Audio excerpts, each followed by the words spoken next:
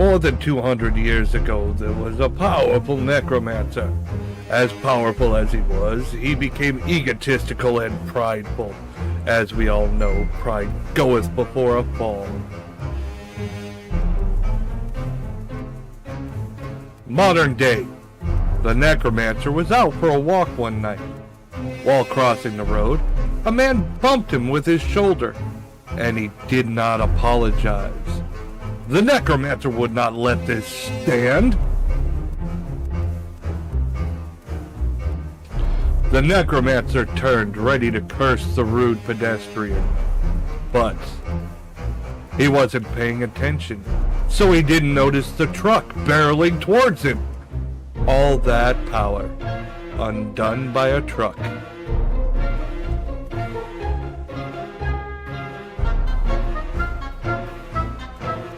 When the necromancer awoke, he was sitting before a goddess. He introduced herself as Nyx, the goddess that would decide where the necromancer would go for his next life. "Oh, so I get to go to some amazing isekai world?" the necromancer asked. "No, I've decided you'll return until you've learned some humility. I pray you learn from this lesson." Little did he know she'd send him back in his already dead body.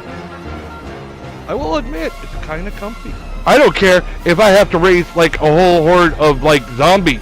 Every time I wake up in the morning, I look over to the side and I go, "Honey, I feel an evil presence." And then she turns and looks at me. I'm like, "Oh, there it is. Sorry. Good morning, honey." Attacking a woman. I've got ectoplasm all up my crack. That's my cousin! Tay-Tay! It's alright. Hey. There we go! Everyone come to the BJ store. This will attract customers. The wind chill. Something's off. Yeah, Let's go I in and farted. take a look. Meat, dog. We have meat. I can tell you and I are going to get along just like fire hoses. And I bet you can do some things with a fire hose, can't you?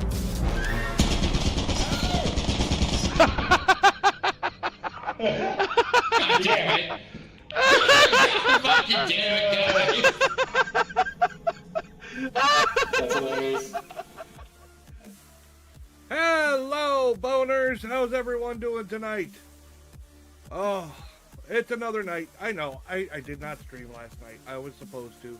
I had stuff going on at home, and it was very last minute. And I was like, God damn it. It's always fucking something, you know? So, yeah, that's pretty much what happened. You know, kids screwing around, things happening, and I'm like, oh, I got stuff to do, but I can't because home is more important. So, yeah, that's what happened last night, and you know, last week I just wasn't feeling good, so missed some days last week too. But I'm here, I'm back. Jeez. Yeah, what is that thing? Whatever. How's everyone doing tonight? I mean, I'm glad to be back. We're going to be doing some Ghost Factory tonight. Finally doing the conclusion to the drama that was going on between Beardo and Seg. Which I think it's going to be a big nothing burger between them two. I think it was more of the shady asshole that, you know, was like, hey, Seg, come do this with us as the debunker to give us credibility, and then throw in, you know, his own added part to the video where he's talking and shit talking all these other people. I mean, I'm pretty sure that Side-Eye Guy didn't have any idea that he was gonna do that shit in the beginning of his video. So, whatever. I mean, I didn't think that Seg and Beardo would have a problem after this, anyways. So, but you know, we'll finally catch up on that drama, and then we'll go back to our normally scheduled programming. But yeah, it's good to see everybody. I'm happy to have returned. Now let's see. Turn on. Yep. There's the video. Now I'm gonna shrink my big fat head out the way. Remember, if you have a boner lasting more than 4 hours, go to the hospital. Oh my God. Jeez, setting everything up. I don't like my alignment. Give me a moment.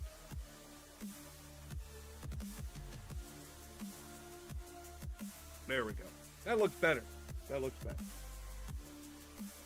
It's only a slight adjustment.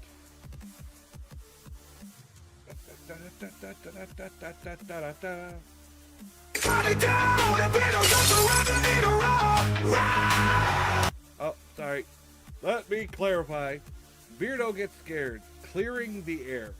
Like I said, should be the resolution to the drama. I didn't see any more videos on the drama, so I'm assuming that this is just going to be, that's it. It's over. What? Somebody said I think I'm the final boss of debunking. I'm taking the mic.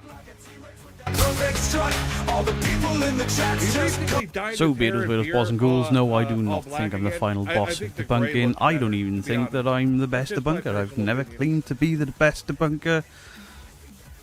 I just happen to be probably one of the mouthiest ones. It is what it is. Ain't what it ain't. You're going to hear that a lot today, I think. So, I just want to clear some things up. There is no war with me and the Side-Eye Guy. So can people stop pretending that there is? There's not. He did his video with Colin. I reacted to Colin's video, not the Side-Eye Guy's video. I passed some opinions. Me and the Side-Eye Guy have spoken since. He was like, I thought you were going to go harder than you did. I was waiting for it. Is what it is. Paraphrasing a bit, but yeah, that's the general consensus. Is he knew it was coming. Opinions are opinions. We can all have them. I have probably done and said some things he doesn't like and doesn't agree with, and vice versa. And it'll probably continue. The difference is that we are not going hammer and tong at each other about it. It's certain people are to stop it. By all means, if you are pissed at me, you're allowed to be. If your opinion is that I am whatever, that's your opinion. It's the people that are twisting narratives and the people that are outright lying or saying, oh, I was banned from a live stream and all I did was say whatever, but then you leave out that you were trying to derail a live stream or posting the same thing over and over again until you get deleted. In regards to me deleting comments, very rarely do I do it, but on occasion, the same person, every video, will just be miserable as shit. Slating me, slating what I do, slating the community, and after a while it grinds on you, and it's like, why have I got to read this? Why have the rest of the community got to read this?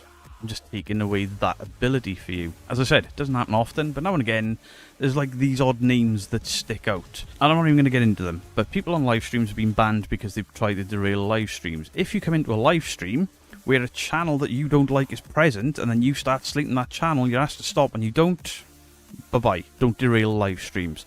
This is my channel. It says Beardo Gets Scared on the top when you first look on YouTube for me. And if I don't want you ruining my live streams, you get removed. If I don't want you talking shit about my friends on my live streams, you'll get removed. If the mods ask you not to pick arguments with other community members, and you don't, and then you tell a mod to mind the beeswax or whatever, however which way you put it, you get banned. Some people are like, oh, unban me, Beardo. When do I get unbanned? You don't. Maybe if you apologise to whoever it is you had to go at, or at the very least apologise to me for trying to derail a live stream, we can consider it. But there's a few names that have been piping up.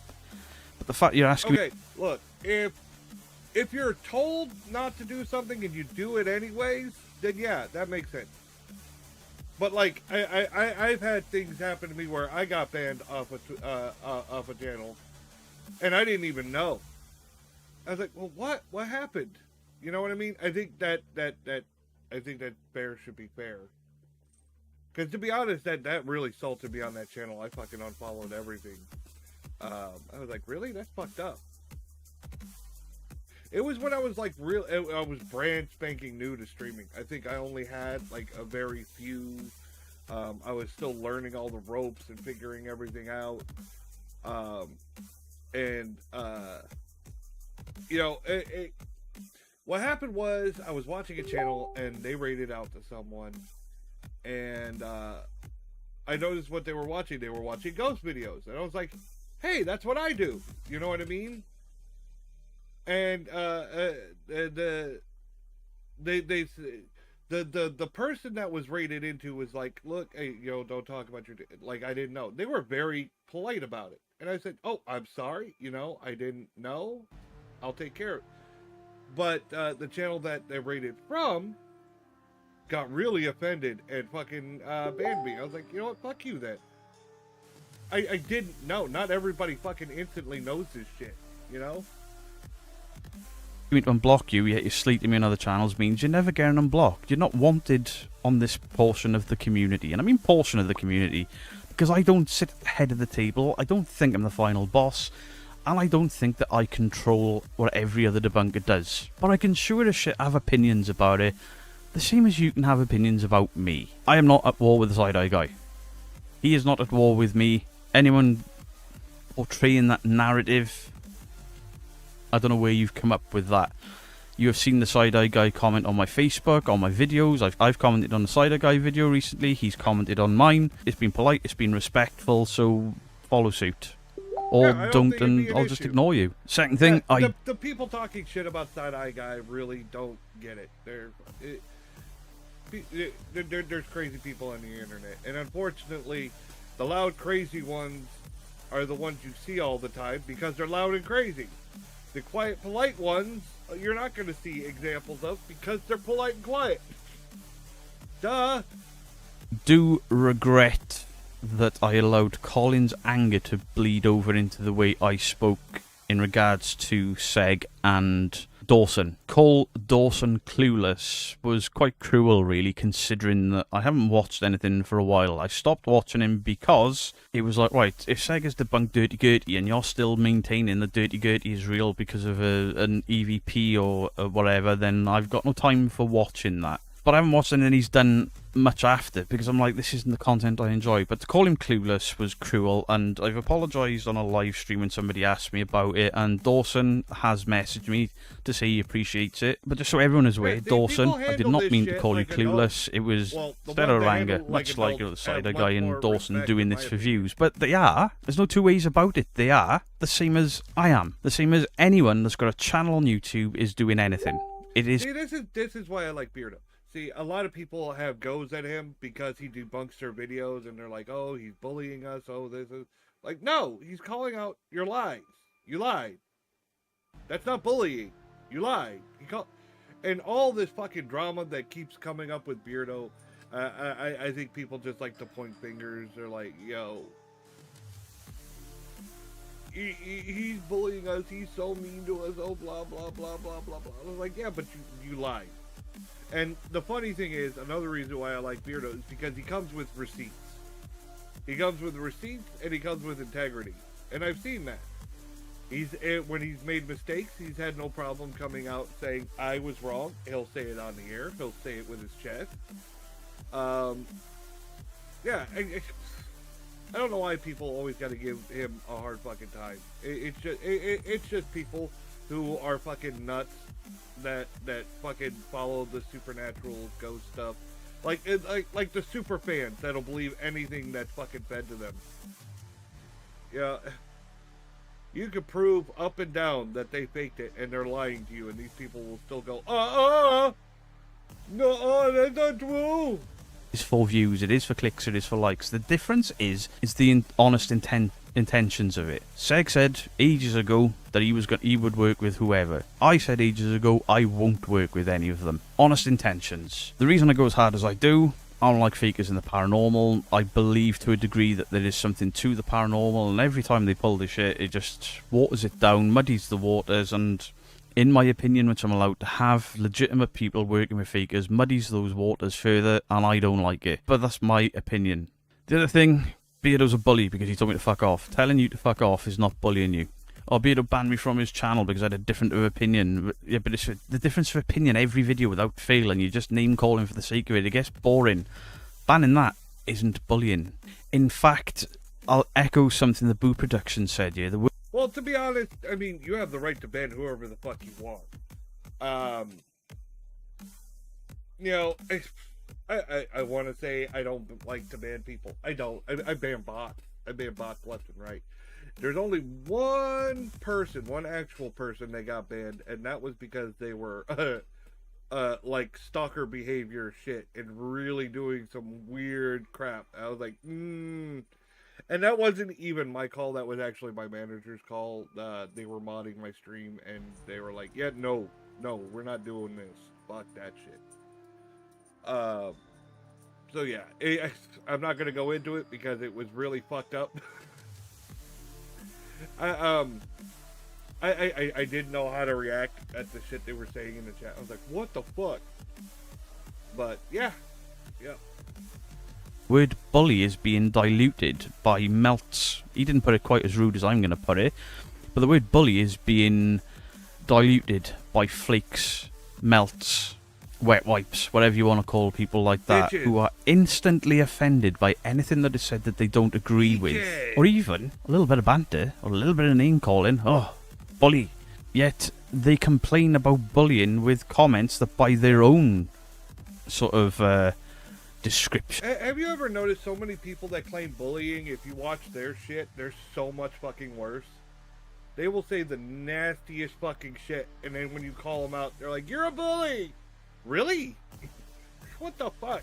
Of the word is bullying. I don't think you're bullying me. The guy that said that I got a small penis. The guy that said I got a micro penis. That's not bullying me. The guy took a cheap shot. How about it? It could be worse. I kind of laughed when I read. It could be worse. I'm fucking clip saying I have no penis. Everyone's heard it now. I need to make it a soundbite now. I've been told it needs to be a soundbite. I have no penis, so that people can play it on my blurb. That one, to be fair, was like, how? Where did you see that? God damn it. He's fat, he's old, he's miserable, he thinks he's this, he thinks he's that. None of this bullying. Absolutely none of it is bullying. And then people are going over, oh, see, look, Beardo told Ben to take comments down because he's being bullied. And I was like, no. Again, people twisting what I've said. Of course. What I actually said was, all these people calling bullying, talking like that, maybe you want to look at your own comment section because it's a car crash. I also said Seg's, mine, and Ben's were a car crash. But people just take little bits and feed it into, and then people screenshot in comments and like, oh, Beardo liked this comment, and it was. It's always to fit their narrative. They will leave out all the context in the world and just take the one part that fits their narrative and share it around. Fuck, I hate those people. Fucking little bitches. Mean. If it makes me laugh, I like it. If it makes me sort of go, you got a point, I liked it. Yeah, I will like it. I will heart it. Because people take the time. I've had comments absolutely berating me because it ain't bullying. I think most of you people claiming about these claims of bullying have never been bullied in your life because you don't know what it means and you don't know how hard it hurts. Yeah, I was bullied in school. I was popular in my elementary school when I lived in Connecticut. And when I moved to Florida, there was such a culture shock that I really didn't fit in, and I got bullied hardcore. All the way up through middle school.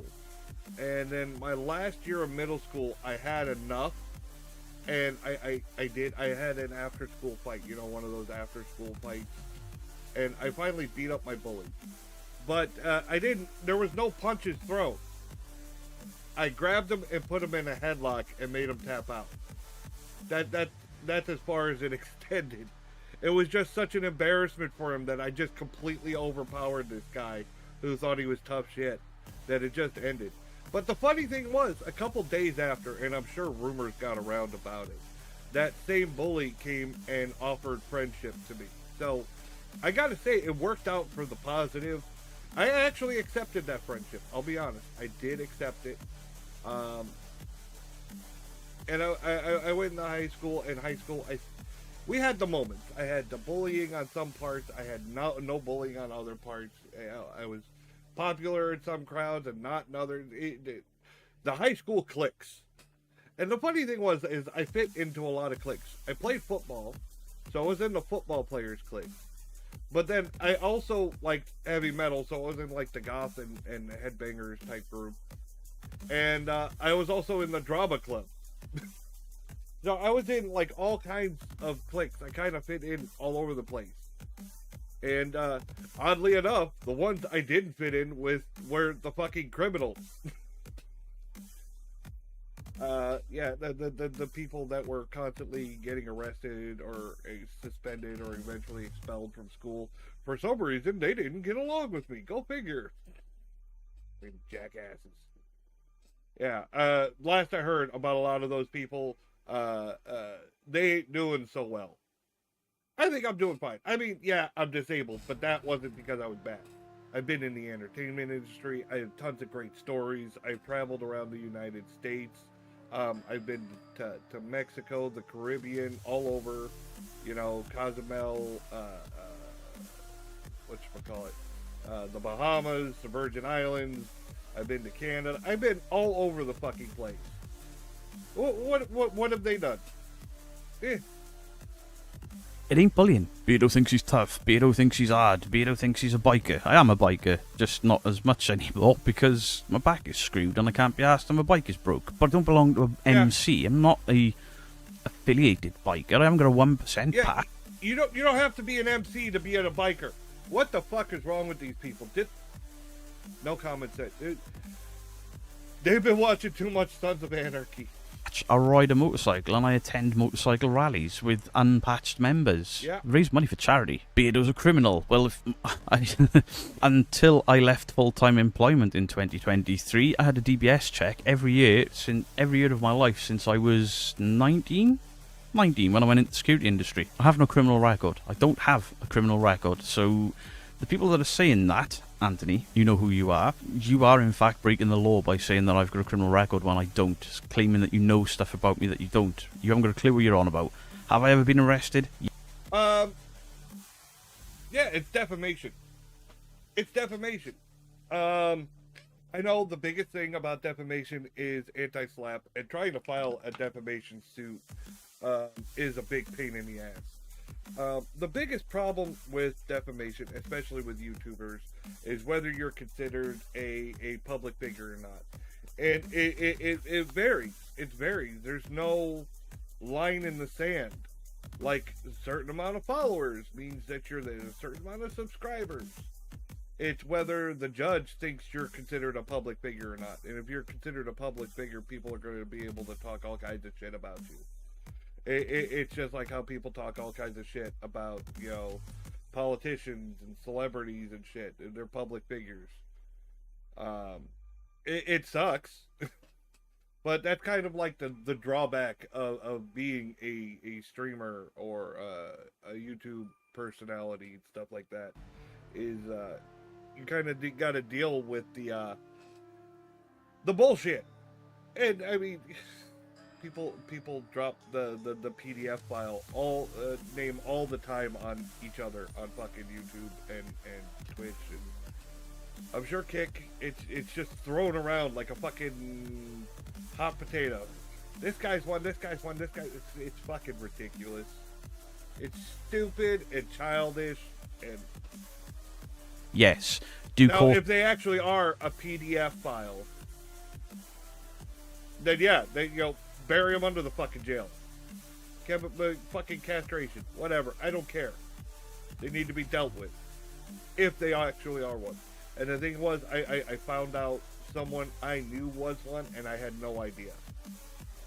And I felt absolutely, like, devastated. You know what I mean? They were the weird guy at work, and I kind of took him under my wing because I thought, it wasn't fair. I thought he was just odd or not good in social situations. You know what I mean? So I wanted to look out for him, even though, I did find him awkward. But I didn't want people judging him based on just that. And then, I mean, this was years later. I hadn't seen him in a very, very long time since I left working at a specific place. And it showed up on Facebook that he was arrested for having CP on his computer, and he was trying to delete and hide, destroy hard drives. And he was convicted. He was convicted, so it's not a supposedly. It's a convicted.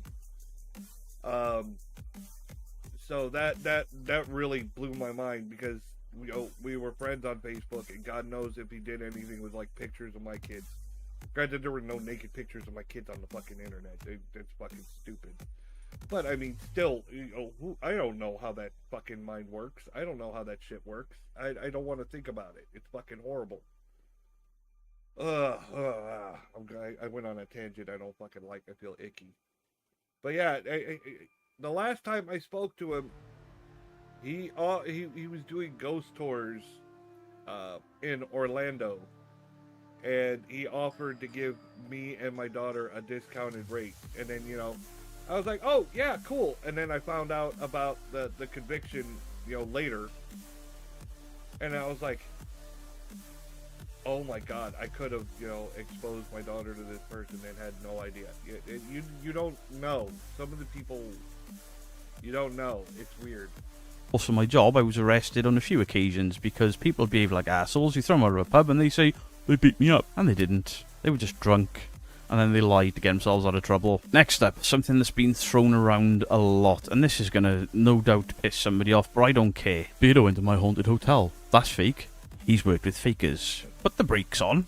Reverse back up a bit. First time I went to haunted hotel, nobody knew who I was. Okay. They were kind of doing well at the time. The second time I went, they were at their peak. I was on the way to my first peak. First time, didn't book under my channel name or under the business name because it wasn't a business then. Because I don't even know if I was monetized properly. I don't think I was. It was booked for my wife's birthday as a birthday thing for her because she liked the hotel. And she was like, we could go and do my birthday thing and you could film a video for YouTube. It could be really cool. And I'm telling you now, we had a great night. Okay. We had a very good experience. Everybody that was there was very pleasant. Joy to the world and all that cack. Then people start asking questions of the hotel and there's a bit of heat between opposing parties. And this is before anyone had done a debunk video on them. Debunkers start to get slated, and debunkers are slating them, and both sides were doing things. One side behaved more poorly than the other. Of course. And it wasn't the debunkers. And now I can't remember if I went before the Shapes debunk or after the Shapes debunk, but they were very close in time.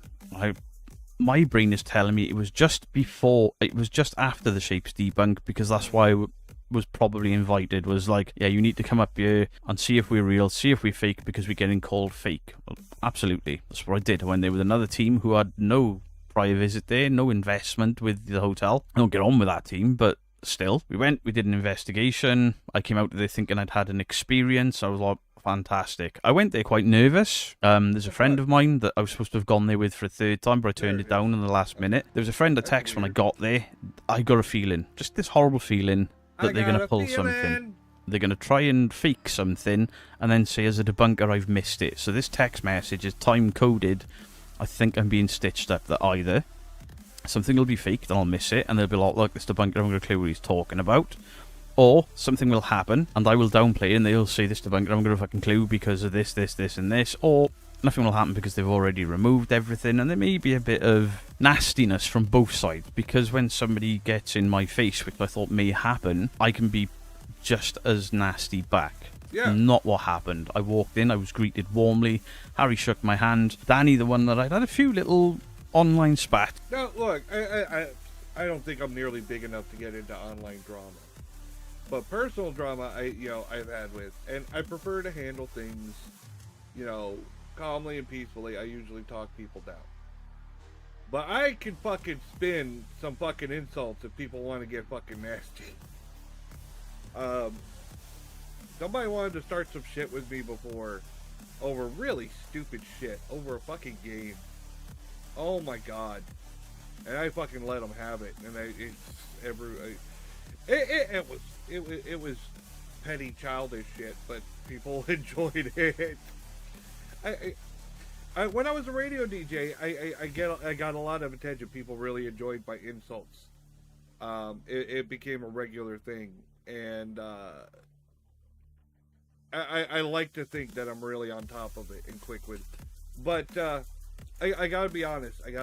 Since my medical condition's gotten bad, I actually have a really bad memory, and I have to keep a notepad where I jot down important things to try not to forget. But I mean, it's really bad. So I don't know how quick-witted I'll always be, but for now, it's still working. With it was a Aurelian Ben interview. Danny came over, and Danny's quite an intense man with his stare, and he just hugged me and he was like, welcome back, looking forward to this, let's go and have some fun. Yay, fun. Cool. I said things he doesn't like, he said things I don't like, and we've just moved along and we can get on with the job at hand, which is debunking and investigating the hotel. Forever. When I do a paranormal investigation, I investigate the same way as YouTubers do. I call out the same way YouTubers do, because that's how they get their experiences. Being a YouTube debunker, I do what the channels do, and I should get the same experiences every week without fail. Doesn't happen. Do go to locations to debunk things, and I do take, like, aerometers and spirit levels. Less said about that, the better. But I do try to debunk things. Am I perfect? No. Am I brilliant at it? No. Am I better in the field than I am looking at digital footage? No. But I'm trying, and I'm learning. Some people debunk without ever leaving their chair. Okay, see, look, he can admit it. He's not fucking perfect. He tried. And I've seen it on this channel. We watched it on his channel.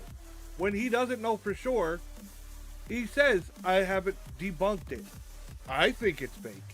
But I haven't got a smoking gun. I don't have evidence to prove it's fake. You get what I'm saying? And I'm the same way. I don't have evidence. I think it's bullshit, and I can say it's bullshit.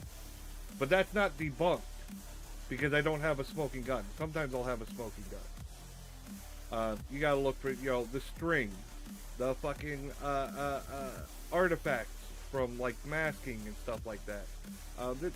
There's a lot of ways to catch it. You can find sometimes the cuts when they cut to a different bit of footage. Some people hide it really well. There's red flags to look for, of course, and we've been over that multiple times on this channel, and I'll still bring it up when it happens. A red flag, for instance, is like you see a ghost at the end of the hallway, and they're like, oh, look, let's chase it. And they turn the camera away from it. I'm like, yeah. And then they get there. Of course the ghost is gone. Why wouldn't you keep the camera on the motherfucker? That is the dumbest shit. And there ain't nothing wrong with that either. These people that are like, oh, you can't debunk without going out there. No, you can. If you know video editing, you can. However, I would suggest any debunker that wants to start debunking or is debunking, get out in the field, do a couple of investigations, see see what the psychology is to you, so you can better understand them. And for me, Speaking of that, next month, this upcoming October, I haven't picked a day yet. I'm still organizing the schedule with my friend who's coming with to help. Again, I'm disabled. So I have someone coming to help. We are going to go to the St. Augustine Lighthouse to do a live ghost investigation. I don't expect me to go in there with all these fucking things like REM pods and shit like that. I'm going to rent an EMF detector from them and just have a camera. That's pretty much all you need, because the rest of the stuff is bullshit. And the EMF detector is pretty much bullshit too, but my daughter likes to carry it around and try using it. So we'll have something. They provide it. It's $5. I'm like, whatever. So yeah, St. Augustine Lighthouse. I have been before. I got some pictures there, but I don't have any video. Nothing that screams paranormal, but I mean, the view from the top of the lighthouse was beautiful. I gotta say, I will not be climbing the lighthouse because of my fucking legs. In fact, that one time I did it, it took forever. I actually worry I spent too much of our evening just trying to get to the top of that thing.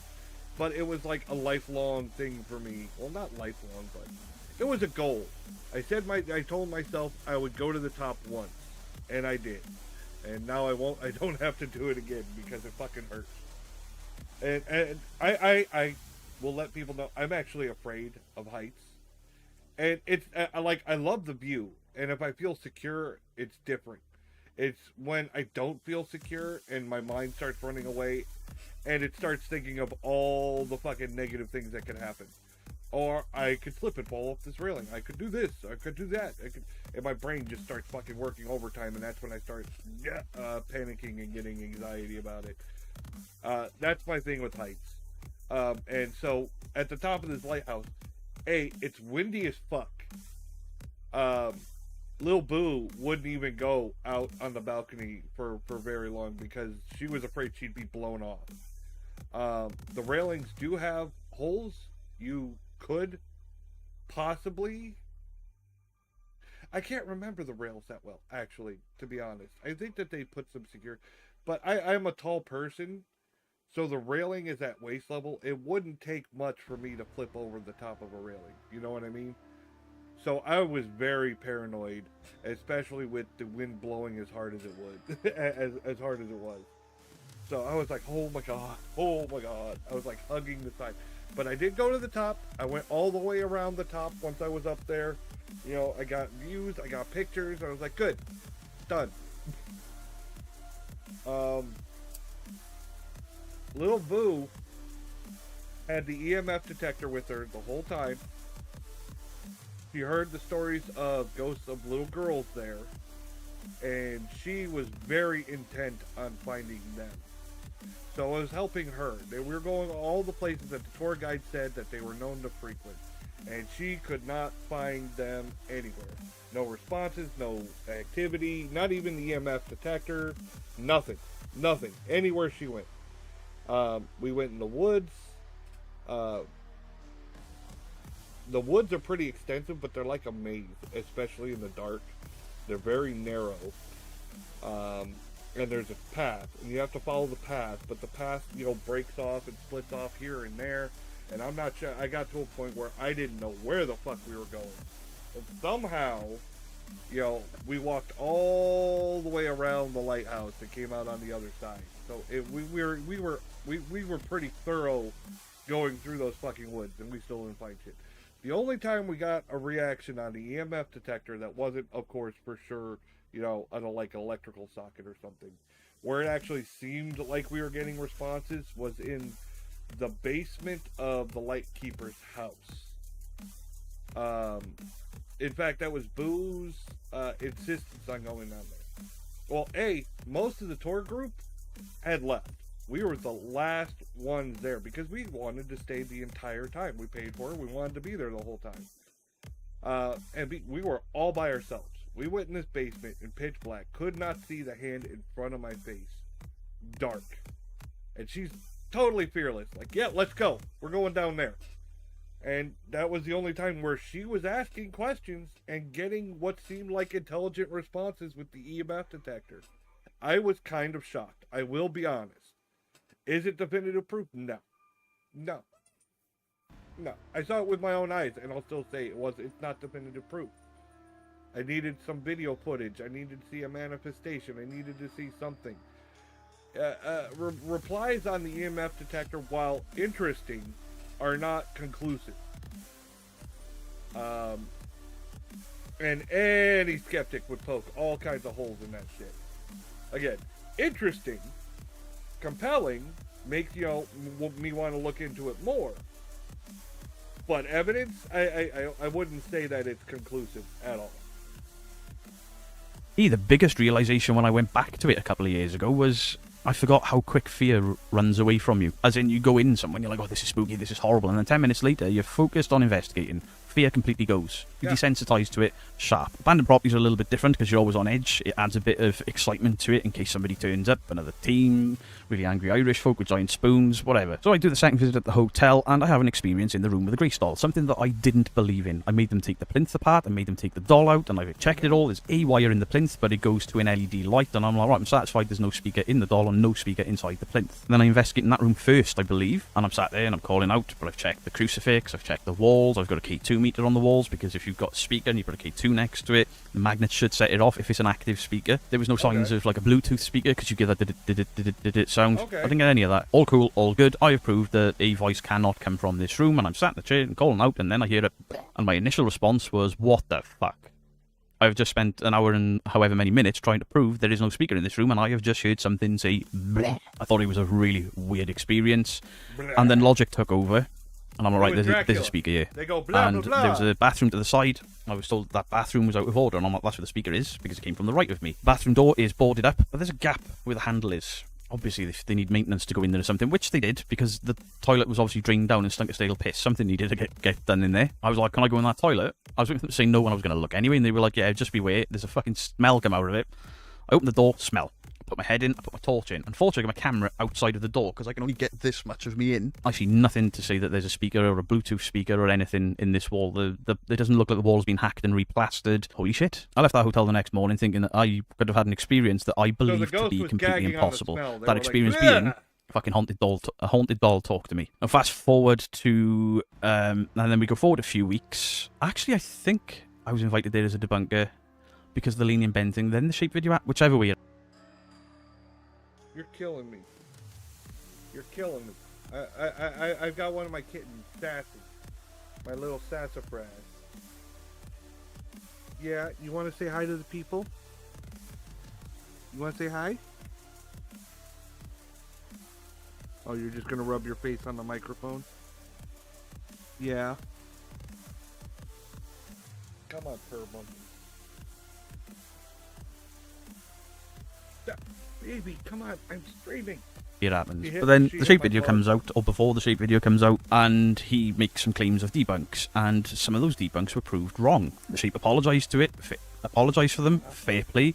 The cider guy brought out a video, hey, this place used to be a scare attraction. Why hasn't it ever been noted before? And he had a right to do it, but at the same point, I've been to 3 different locations this year that have got scare attractions in them. Margam, George Jarvis School, and 2 locations. The 3rd location I'm thinking of is obviously my haunted hotel. I get what they're saying. Okay. It's known to get a lot of attention. A place that's known for being haunted. You know, you make a scare attraction because people want to go. It's not just the scare attraction. It's also the attraction of being a haunted location that gets the tickets, that gets the sales. Right? So that's not an unusual thing.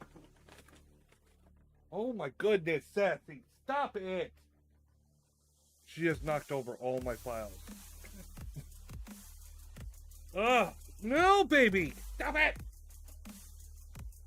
Please. Go play with your sister. Okay, yeah. Haunted attractions, you know, it's not unusual for a haunted location to make a haunted attraction. It's a bigger draw. You're gonna get bigger attendance, bigger ticket sales. Duh. Alright, but I get what he's saying. If you're gonna use a haunted attraction, then you could have speakers and other things hidden in there, things you have to be weary of. It causes an issue. I could see how it could set up a red flag for people who take, ghost hunting like legit. You know what I'm saying? But I don't think the sheer fact alone that it's that it does a haunted attraction should dissuade, investigations into it. You just got to be extra cautious and be ready to debunk any hidden speakers and shit. Who had a scare thing there. A lot of places do it to make money around Halloween. It is what it is, but yeah, you should be honest. But I looked for, hidden doors and hidden passages. I couldn't find any. There was no obvious signs of them. I didn't find any knockers under floorboards or behind picture frames. I looked for the stuff people were claiming there and found no sign of it. Does it mean that they're not there? No, it means that they could have been removed, or it means that the building is just noisier than your average building because it's hundreds of years old. Fantastic experience, and then there's a lot of drama, and I started to pull away from the hotel when one of them went at Fantastic Publishing. When it's like, oh yeah, you fucking toad, and this almost doxing and stuff going on, I'm like, yeah, I want no part in that. I certainly don't want an argument with them. Okay. Because they have my full name and address, because I booked tickets to go there the first time. I'm going to stay out of this one, because it's already got the shape, Fantastic, and the hotel. And other people were starting to make little videos and little jibes, and I'm like, yeah, maybe it's best to stay out of this one, because I'm going to get blasted either way. Anyway, I come home, that drama unfolds, and then I get asked in a live stream what my opinions are on the hotel. I get asked about it all the time, and in comments and in my live streams, I've said I don't support that place anymore. There's far too much activity, and I don't like the attitudes of them. I don't like the attitudes of them, and they know it. There was a third visit booked in. I was supposed to have gone up on a Monday, me and my mate that it used to be a debunker. We were going to go up there. We weren't going to make a paranormal investigation video. We were going there with... Speaking of staying at fucked up hotels, I stayed at the Walt Disney World All-Star Resort, and I am not a fan. My mother-in-law didn't seem to mind it. I hated it because I could hear my neighbors' toilets and them bullshitting all night long through my walls and shit. It was so irritating. I had the worst night's sleep, and the worst thing was, it was the day before my wedding. Yeah, we were staying at the All-Star. My side of the family was staying at the All-Star Resort, just for one night, just so that we could be on the property. Me and my wife did have a Disney wedding, but we did not enjoy, or at least I did not enjoy the All-Star. See, my wife went and stayed somewhere else. My wife and her side of the family, keep us separate for that stuff. But yeah, that's my thoughts on the All-Star. My mother-in-law is a big Disney fan, and she likes to take us on vacations there. I always say I do not want to stay there. I do not want to stay at the All-Star. I don't want to be in a room where I have to listen to the neighbors or their fucking toilet all night long while I'm trying to fucking sleep. So that's my view. That's my view and experience on the All-Star Resort. No hauntings, but plenty of fucking sounds throughout the night. Step ladders and stud finders and all sorts, just to prove once and for all it is or isn't, does or does not have all of these claims. We had a list of things we were going to look at. We were very open and honest with the hotel. They were like, yeah, fine, we're not putting an episode out about it. If you guys want to, you can. I'm like, oh, I'm going to record it. Of course we are. And they gave us access. They were like, as long as you don't impact anything on the listed building, you can do and go where you like. Cool, fair. And then that Monday morning, I woke up and I had that horrible feeling I had from the second one when I sent that text message to the guy that I was supposed to have gone with the third time. I texted him, well, I'm not going. I just got this fucking horrible feeling that I'm going to get used, because I believe I was used the second time. There were things like, debunkers have been here. PSI were kind of debunkers, but they were more, the Warren Foundation, they have beliefs in the paranormal stronger than mine. Yeah, but they claim those as debunkers when they're just sort of skeptical paranormal investigators, not firing shots. But this whole thing after was like, debunkers have been and said we are legit. And to a degree, that's what I said. I found no signs of fakery. But he was alluding to the hotel itself is legitimately haunted, and I experienced that. And I'm like, twisted what I've said there. But at the end of the day, if they're using it as a business, I get why they would want to do that. It's the same reason why movies use, critic reviews. Like, this person gave it 2 thumbs up. And people want to use it to hype their business. They want to make money off of it. So having a debunker come and say anything on the up and up, they're going to use that to increase their business. I don't blame them for it, but when they start using that shit out of context, that's when I have a problem. I thought I had an experience. I refused to go for the third time. I'm like, we're going to get our pants pulled down. It's going to be this us versus them attitude. It's going to suck. I'm probably going to get my hair off. Or we'll just get our pants pulled down and wool pulled over our eyes. It's pointless. The next day, a Higgy Pop article comes out, basically berating debunkers, and it went at some debunkers harder than others. It went harder at the masked boys than it does at me. I was like, if I had made that fucking video, if I'd gone to that location, that article would have caused a divide. And Danny's name was all over the article. I was like, this was pre-planned. I can't prove it, but in my head, it was pre-planned. It was designed. And I'm like, I want no fucking part in this shit anymore. I'm done arguing with Danny. I'm done arguing with the community. I'm just completely ignoring it, because no matter what I say, damned if I do and damned if I don't, fucking done. Then I get a couple of messages. Hey, you need to check out season 2, episode 4, I believe. The doll is in that episode. It's the exact same sound that you heard. Really? I better go check that out. Never been able to find that clip. It seems to not be about anymore. Maybe the episode number was lost to whoever told me, but 2 people told me the same episode, but I couldn't find that clip. So I started scrubbing through episodes, and anytime there's a doll room, I'm trying to find this bleh, and I can't find it. I'm like, am I being lied to? Are people shit stirring to me? I somehow missed it again because they do replays. I don't know. Or has it been removed? Strange. But I'm not saying they did.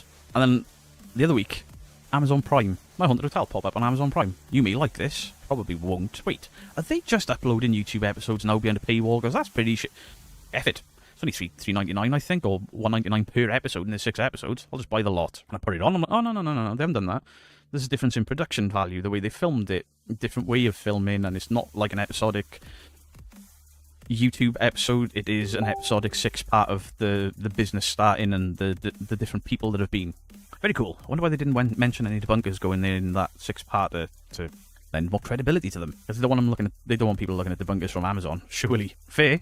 And I'm watching, and I'm watching, and I'm watching, and then in one of the episodes, I know that noise. And I played it back, I was like, holy shit, that is that noise. It's the same one, but it's Amazon, so I can't download the episode onto my computer and then put it into my editing software, because you just get black screen and no sound. Amazon and OBS just will not work together, obviously to stop people ripping stuff off Amazon. But I'm like, it sounds exactly like what I heard in that room. And I'm watching this video and I'm like, that soft chair. The one thing I didn't check, because my ass was in it, was the soft chair. There could have been a speaker in that soft chair. There may not have been. It could have been under the floorboards, but it sounded kind of to my right, maybe arm of the chair. I thought it came from the wall, but it wasn't muffled. Can I prove that they pulled my pants down? No. Do I think that they pulled my pants down? Yes. And I feel even more cheap and cheated by that experience now, because just my own thoughts on it weren't enough. And Dandalf puts out a video where he was kind of angry in this video, but, you know, he had a lot going on in his life. And he was just like, don't come at me because of fair play. They behaved really well to him. Fair play to them. Maybe they've learned. Maybe they just saw that he was going through some stuff and thought, best not. But it seems maybe the PR team has changed a little. Who knows? Dandalf does a video, and I respect Dandalf immensely. Dandalf does a video, and then he says, whoever did this faked it. And I watched, and I watched, and I watched. The only reason I knew he was wrong was I've been in that room and I knew where the curtain break was. So, are there just these little moments of fakery, or is the whole thing fake? Well, you know my thoughts on it. He is just going to get battered with you with the paranormal files. He's fake. Now, I understand the people that say why debunkers should work with fakers. You should go out. You should try to catch them in the field. Well, in my experience, if you go out to work with a faker, whether they know or not at the time, they will catch you out. They will pull your pants down, they will pull the wool over your eyes, and they will laugh behind your back about it. Or get articles posted or whatever, just to put the boot in. Horrible experience, horrible thing to take this long for me to put together, and I'm not happy about any of it. I'm not impressed with any of it. Is what it is. That's my mistake. That's on me. But then to be like, oh, Beto said this was Seg, rather at war. We're not. I have my opinion. I will never work with a faker. Yeah, no one said, oh, I didn't say Beardo and Seg were at war. I didn't even think that at all. But, of course, people read into things and they're fucking nuts. I heard what Seg said about some of people's responses, and those people are stupid. I will never knowingly work with a faker, and it's because of things like that. The hotel, or what Colin did in his video, because Seg doesn't feel like he was taken advantage of. Absolutely fine. That's him. That's how he feels. I feel he was taken advantage of. I still do. For Colin to, after the fact, put in these clearly rushed scenes, because Colin's a filmmaker. Normally his videos look very, very good. And he's got this just, the white balance was just off. The picture was all blown out with white. You could barely see anything. Debunking this, debunking that, you know, bullying, this. It was just, to me, inserted in after the fact as a boot, another boot to put in. People saying he wasn't talking about Seg. I didn't think he was talking about Seg. I think he was talking about me and the Sheep, because we've made videos about him. I had some decent conversations with Colin, and then it all went to shit when I thought he was lying to me. I don't like being lied to, so I was done with Colin. I wouldn't work with Colin. I've had other people from fake channels ask me to work with them, and I've told them all no, I will not work with fakers. Because what's the point? You go out and they don't fake, and then they say, well, I've worked with a debunker, I'm legitimate. See, they didn't catch me doing anything. Pointless exercise. You can't debunk them if you don't go out. Well, you can, because Colin has been debunked a lot in video, with stupid devices and silly little things that he tries to pass off as the paranormal. To me, I think to the Sheep and to a lot of other people, Colin is fake. Absolute fake. He's up there with the twins and Omar and all of them lot. But if somebody else wants to go and work with him, absolutely fine. I'll just shut my mouth. But I still think it's a bad idea. Doesn't mean it's the right thing for me. It doesn't mean that my opinion and me thinking it's a bad idea means that that's fact, the law, and that's how you have to behave. Which is what people are thinking what I'm doing. Listen, I'm just passionate. And if you don't like that passion, fair enough. That's your opinion. It's the lying and the people playing each other off and playing the community off. That's the shit I don't like. They're the ones I've clapped back at. Or people that try to derail my live streams. My channel, I'll do what I want, when I want, how I want. And I'll continue to do what I want, how I want, when I want. If I was to go out and record a video with Twin Paranormal, I'm pretty sure Seg would mock it and he would be entitled to. The Sheep would certainly probably have a go at it. Dandalf would be like, what are you doing with them? Or maybe none of them feel as strongly as I do about it, and they'd be like, if you want to go and work with them, try and catch them out, fair enough, but he looks like an idiot, or he looks really cool, or anything in between. It is just, I'll work with him. He could have brought, this is Geek, Mama Geek, and they will tell you, if anything, I may actually be worse in person. For example, if somebody spits on the floor, walking past me in the street, I can't help myself sometimes, and I'm just like, you are rightly pissed at me. I still love Beardo, don't get me wrong, I'm just not there are some people in the community rightly pissed at Seg. Some, my opinion, is more important than my opinion, that gives you the right to berate, belittle, or threaten in some regards, and then call me a bully while you're doing it. That is fucking hilarious. And the lying and the twist and the shit, but it is what it is. If a debunker works with another channel that I don't like in the future, I'm just going to bite my tongue. I'm just going to shut the fuck up, let everyone get on with it. I'll just stick to having a go with the fakers. But at some point, when all of this blows back on somebody, and they'll be like, oh, Beardo, what do you think? I'll be like, I'm not allowed to think. I'm not allowed to have an opinion, specifically when it comes to the debunking community or certain channels in that debunking community, because clearly I've learned, if I say anything about somebody like Dawson as well, liked in the debunking community, people go off, and they had every right to. I was unnecessarily mean and mean-spirited there, and I should not have done that. I do regret that. But, and this isn't a real-life thing, this isn't something I'm going to say. I'm going to say it about Joe Vitale, because he will understand what I'm saying without getting pissed. If I was to say, I can't stand Joe Vitale's videos, they're fucking 3 hours long, and it's just him stood in corridors being boring as shit. I don't like Joe Vitale. If I was to say that now, and mean it, which I don't, everyone will just be like, rah, he's part of this community. How dare you have an opinion about somebody in this community that person wouldn't be that bothered by. You know what I mean? I'm rambling. I know I'm rambling, but I just wanted to clear some things up. There is no war. There is no battle. Seg's commented. I've commented. We've messaged each other behind the scenes. We're all good. We're all good. It's opinions. It's videos. It's content. I'm taking any shots. Nobody's doxed each other, threatened each other, or nothing of the sort. So, and to all the drama lammers, listen. At least I'm giving you something to fucking whine about. Did you think I was going to make a video without getting another shot in at the end? Of course I am. Let me know your thoughts on the comment section down below. My comment section is my comment section. And from now on, people that are just arguing with me for the sake of arguing with me, I'll just remove them. And you can go into other comment sections, say Beardo's removing comments, because I'm going to be honest about it. I don't want your negative bullshit. If you want to have a constructive argument with me, by all means, but that's not what these people do. They comment and comment and comment, video after video after video, just to take shots, hoping to get a reaction, and then when you do, they can go and cry at their favourite creator. Much love to you all, Beardo. Alright.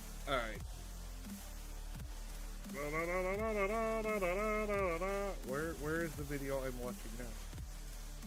There it is. Clearing the air. Remove from playlist. Okay, that's done. Back to our regularly scheduled bullshit. How you doing? I'm Callan, and this is... Hell no. Oh, hell no. Oh, hell no. I'm not watching over an hour. No. Okay, hold on. Debunked paranormal. Okay, we'll see. This is one of the new guys. I'm gonna see how they do. Let's see. Debunked paranormal exposed. Robbie and Penny's paranormal activity debunked. All right, let's see how good this is. Ladies and gentlemen, welcome back to another Debunked Paranormal. In today's video, we are looking at the channel Robbie and Penny. It was sent over by one of you guys to ask me to take a look. And in the email, the person said that they believe this is a parody debunk on other paranormal investigators. But going through his channel, I don't think that's the case. I truly think he does this to have his viewers believe that this is actually happening, because he's done so many of them. It's not just this one or two or three, it's multiple ones. Now I have to say that this is probably one of the best fake ghost videos, or the best fakers, or the best faker of ghost videos that I have seen. It's done really well. Now I don't believe he is the main editor on this. It could be. I don't want to say he doesn't have the skill. He could have the skill. I don't know. I don't know anything about this guy, so... But there's definitely someone helping him editing if it's him, because this is done, it's done really well. This is a team effort in editing alone. So, but okay, I'm going to look at this video that was presented to me. Just once again, I don't think that this is a parody of paranormal videos or to throw shade on paranormal investigators. Well, let's see like the paranormal fucking and stuff like video. that. I think he legit does this and wants the viewers to think that it's real, because that's the vibe I get from his channel. So let's look at these clips. Now you would hear that the clips sound weird because I had to remove the background music. Let's check out what happens to him and what he does. Hello? Oh my god. I mean, I'm already calling fucking red flags. This is such bullshit. The fucking that weird voice shit. This is probably CGI effects. You seeing this? What is happening? So this first part, the condensation or writing in condensation on a window, this effect gets used a lot in horror movies. Yeah. And especially in Hollow Man. Now, And the fog on the window wouldn't stay that long. It doesn't stay. If you've ever done it, it fades away pretty quickly. That one's fucking lingering. You can tell it's bullshit. obviously technology has improved significantly since Hollow Man, but this one is done really well. It is done really well. Now, this is not a horror movie. This is supposed to be real life, and that's bullshit. Guess what? Ghosts don't breathe. They're dead. If they're real, of course. what I believe happened here, it is CGI and practical effects, both. What'd I say? So CGI was used to write it, but then they left the CGI for too long before going over to practical effects, so making the switch to a practical effect. So the CGI is written first, the high in CGI. So if you don't know what CGI is, it's computer generated imagery. Yeah. So you'll write that with CGI, and then once there's a movement or a flip of the camera or anything like that, when you pan back, it's going to be practical effects. So it will be there, and then the CGI needs to be removed. But I think they kept CGI for too long. So like here, they should have, from this point, they should have removed the CGI and have the practical effect in. And this is where the CGI ends. It ends right here. Right here, the CGI ends. So this is where the practical effects should have taken over, but it isn't. So if we go forward, I'll show you now what I mean. So if we go forward to this guy gets about, I think it's about here. No, not there, still not there. Oh, yeah. And then there the practical effect takes over. So when he pans back, that's practical. So how I can tell that this is CGI, if we zoom in on this high that was written on the window, it's not a real ghost. Yeah, look at that. If we check this out, there is a little slip up on the tracking of it. Right there. There's a little slip up. That one frame. So everything is tracked beautifully. And then that one frame right there slips up. You can see the H moving separately from the eye. And then everything goes back to normal. So just that one part the tracking slipped up.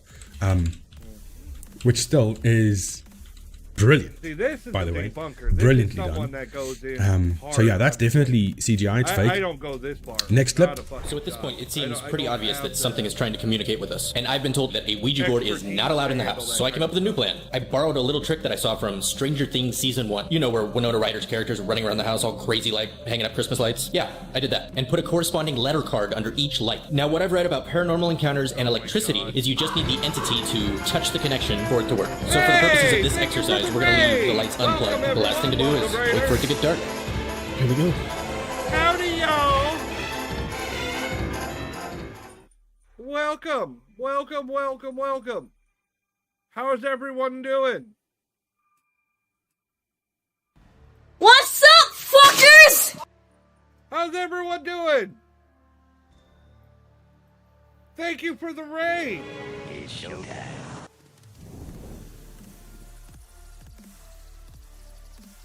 I'm trying to see if I can remember how to do this.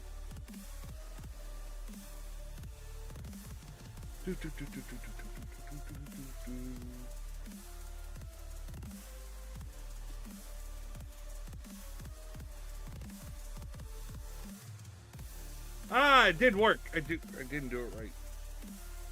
I'm trying to do a shout out, and I don't get to do this nearly enough.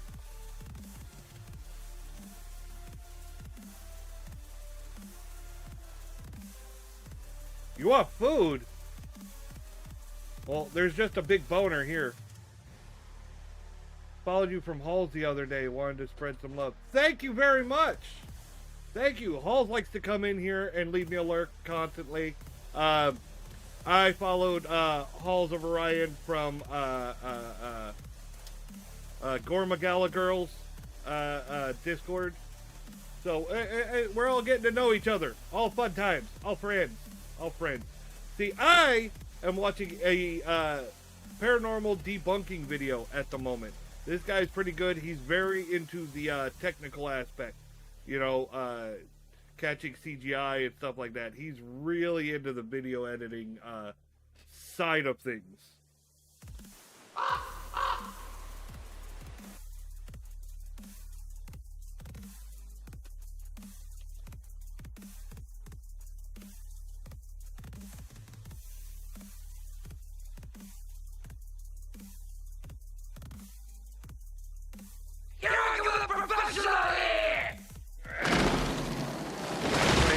Well, enjoy your games.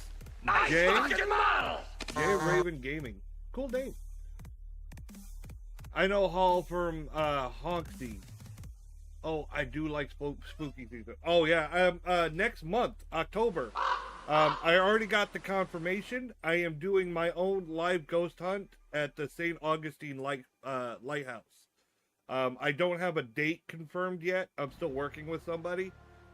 See, I am disabled in real life, and I have somebody that's coming with me to help me with a lot of the aspects of it. So I have to confirm a date with them on what day we're going. So I will be putting an announcement out for that. Me too. You too. You're going to St. Augustine Lighthouse?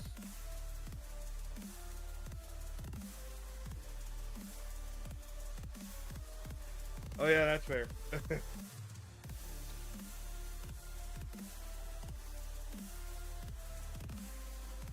Sassy. My little kitty is wanting to climb on all of my paperwork. Oh, you're disabled? Yeah, it sucks. I've got a degenerative issue, so I'm just slowly getting worse as time goes on, but that's fine. I'm doing okay. I got my meds.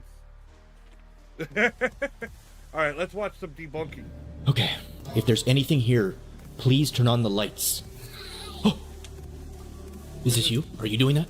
This is bullshit. Oh my god, it's looking right at it.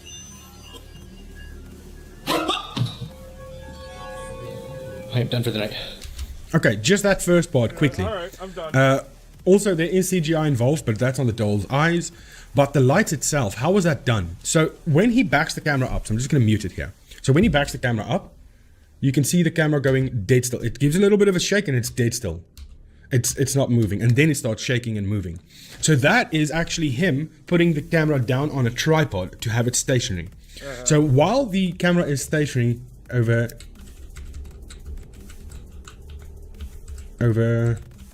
here, that's the stationary part of the camera. He no longer has the camera in his hand. So then you can keep filming, whatever, and then you just... Yeah, speaking of the disabled, I'm actually disabled from a, it all started with a spinal injury, on the job at work, and, it spread from there. I got, nerve damage and fibromyalgia, and things keep adding on, all connected to the original thing, and it's just, bleh. So I'm slowly losing the ability to walk. They just started prescribing me, a walker or a chair. And I'm like, fuck. Oh, no shit. That sucks to hear. I've had a lot of time to get used to it. I wasn't disabled from the initial injury. Well, like, right away. I continued to work for years after. And then finally I had to file for disability. My doctor was finally like, yeah, you need to stop. You're making yourself worse. So, yeah. I'm dialysis patient. Can I have your kidneys? Huh. I'm not sure how good my kidneys are. I know my liver's pretty shitty because I'm Irish.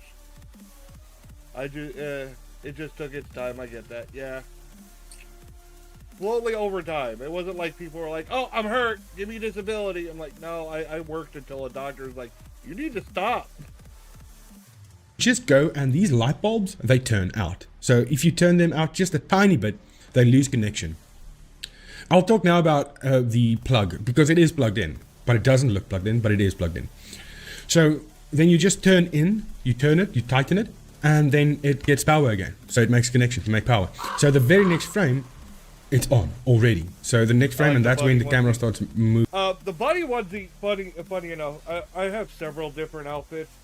But the bunny onesie was my Halloween costume for last year. Because I made the mistake of letting my daughter pick my Halloween costume. So guess what she decided? You're going to be a bunny. I'm like, oh, great. Wonderful. People seem to like it, so I use it still every now and then. Hey, fellow Irish. I have a knack for finding my people. That's right. The fucking Irish. Yeah, my grandfather was from Limerick, Ireland, and my grandmother was from just outside County Clare. Moving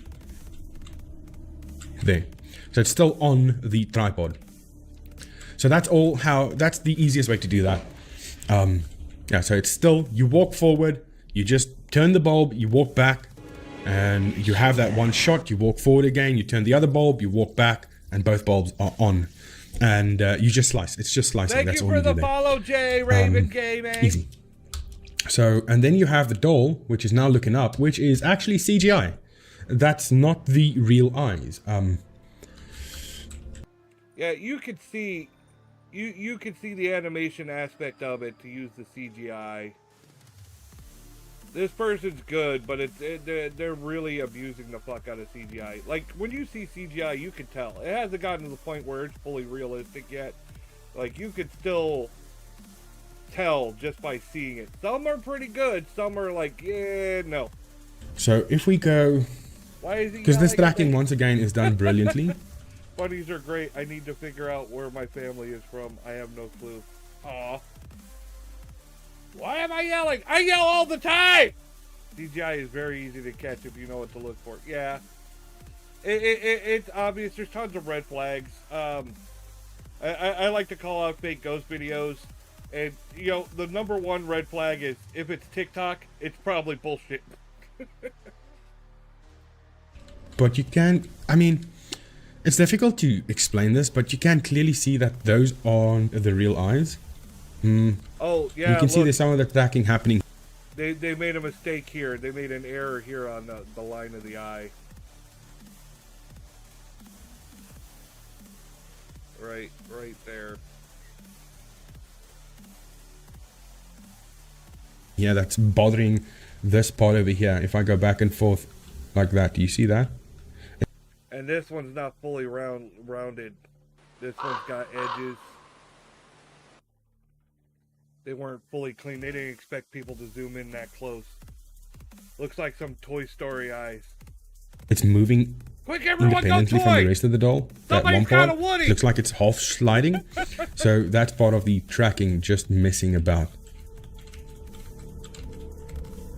But you can see here, when he gets scared and he falls backwards, right there, the real eyes are revealed. Right. Hiding behind they don't the move. mask. They fade back in. If we go forward, there's the real eyes. There's the real eyes. These are the CGI eyes. And you can see them better there. So you can see the mask slipping as the camera is moving quicker. So yeah, that's definitely CGI. And then going forward a bit.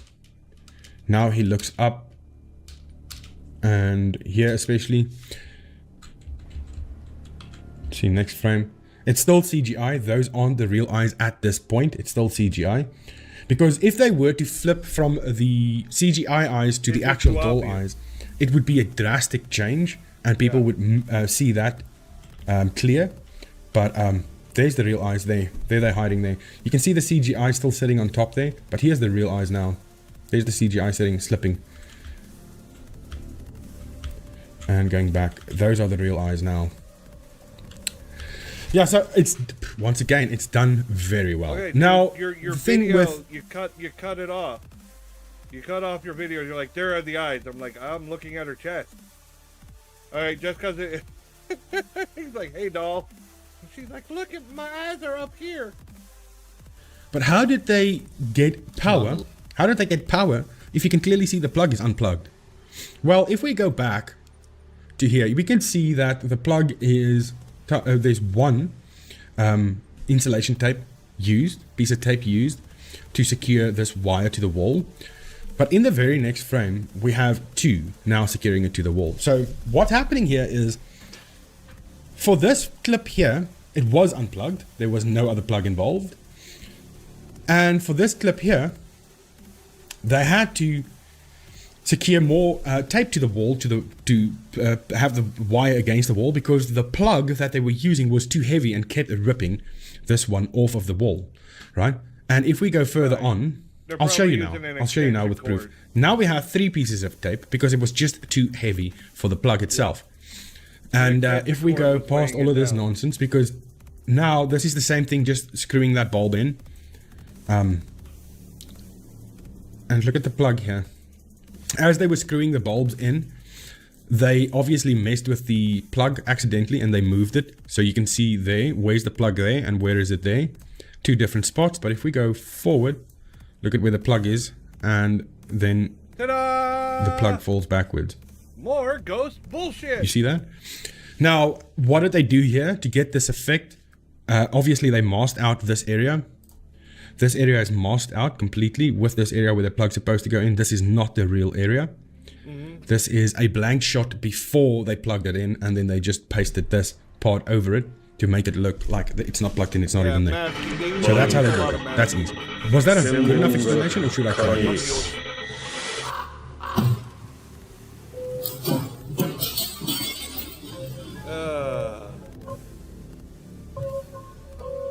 It looks like we had an even more eventful night last night.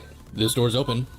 Okay, so this one, it's quite easy. So this is shot, the door opening is shot with 2 different shots. So you have this shot where it opens up to this point before the flip, right? Yep. So this door is further open than it is over here. So the second shot has it more closed than open than this one.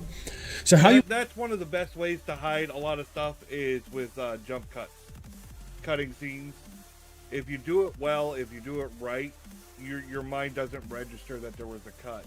It looks like the same piece of footage, but it's not. It's actually 2 different shots. You get one of the door, and then you go in. It makes it easier to fake. If you're this person obviously has a lot of experience in editing videos. Okay, that was cool.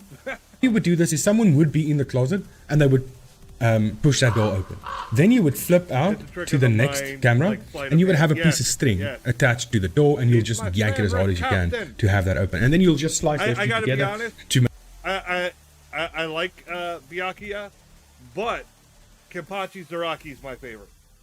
Kenpachi's my favorite captain. make it seem like it flows into one. But they did it incorrectly where the door is further open than it is here. So the slicing wasn't done properly there. But can't fault them for that. Now, next part. Everything opens and falls to one area. So the paper gets pulled off to this area. This opens up. Everything flies out of the drawers and falls to this area. Probably These all cupboards string open up. pulls. These cupboards open up, but they open up this way. Yeah. And this one, obviously, there's a piece of string just attached in a different area to pull it, and it will open up that way. Now, one thing that happens here is if we look at the... Yeah, a lot of people do that with, like, string pulls. A lot of people think fishing line is the best way to go, but the problem with fishing line is it's reflective, and you can often get caught faking with the reflection of the fishing line. A lot of people will use black thread because it doesn't show up well on film, or magician string, which you can even just order online or go to a magic shop. Those are a lot of tricks, but when you look at the things that are moving, a lot of the times they're either moving to in the direction of like a dark hallway or a blind corner or stuff like that. Some people get creative and they'll wind the string around stuff like a pulley system to try to misdirect where it's coming from. But this is obvious. This is an obvious trick. They're all pulled in the same direction. piece of paper. This piece of paper, as soon as it gets yanked, you see this big change in light here on the right hand side. There's a big change in the noise. It means there's someone that's creating a shadow or is taking up some of the light in the room, and is when they move, the noise moves as well. So you can't see them, but they are in that room just off camera. So just as this is being pulled, the noise gets louder. So louder noise in film, just it's more noise, more prominent, and then everything opens up. Now, one thing here is when he says, okay, look at, it's the next morning, look at what is lying down here. So we can see this thing and we can see this thing. But if we go back to here, you can't see anything here. Now, you could say that, yes, but the chair is in the way. I don't think that's the case. I just think they moved things for the next shot and forgot to film it. Or they redid that shot. So here, everything falls down. So in the corner there.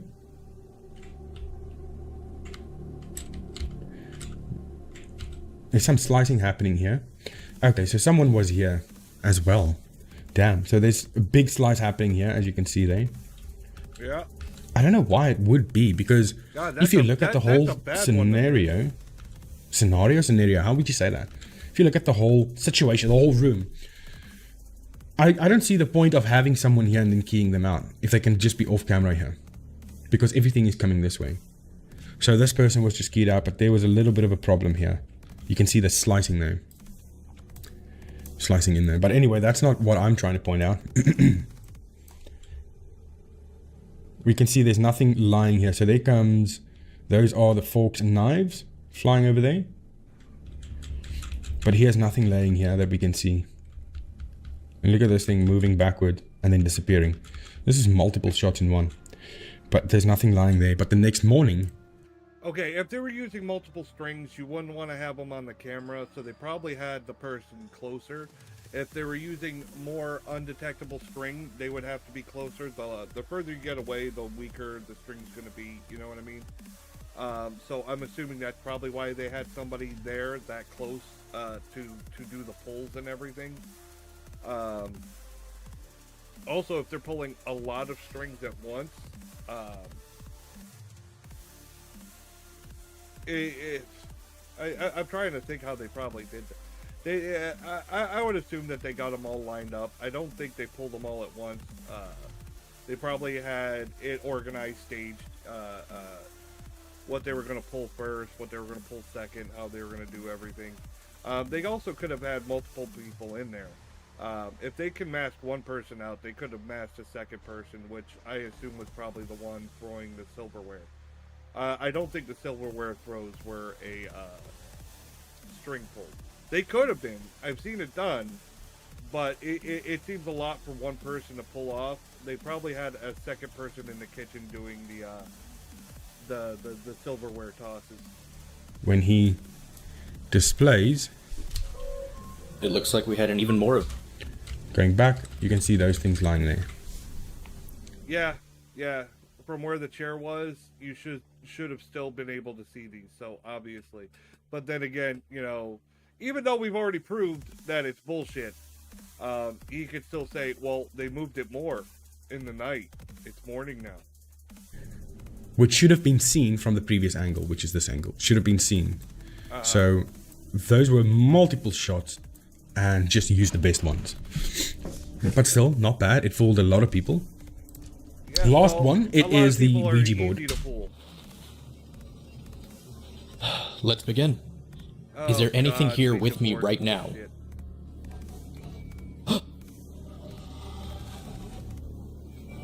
Hi. Yeah. Hi. Okay. What is your name? A. N. A. Anna? Okay, this could easily be done with magnets. He hasn't shown anything to disprove magnets being used.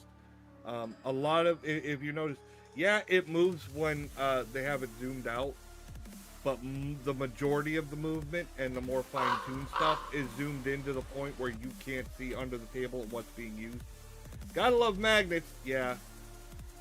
See, a majority of the fine-tuned movement is from this shot, which you can't see if somebody's putting a hand underneath the table right here to move a magnet.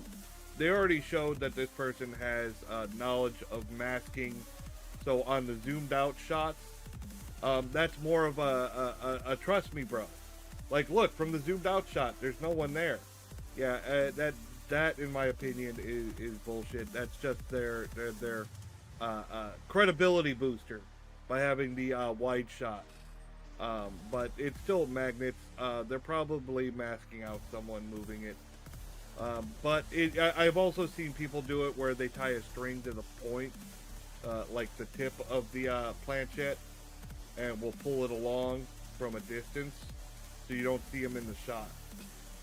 Okay, Anna, are you connected to the doll?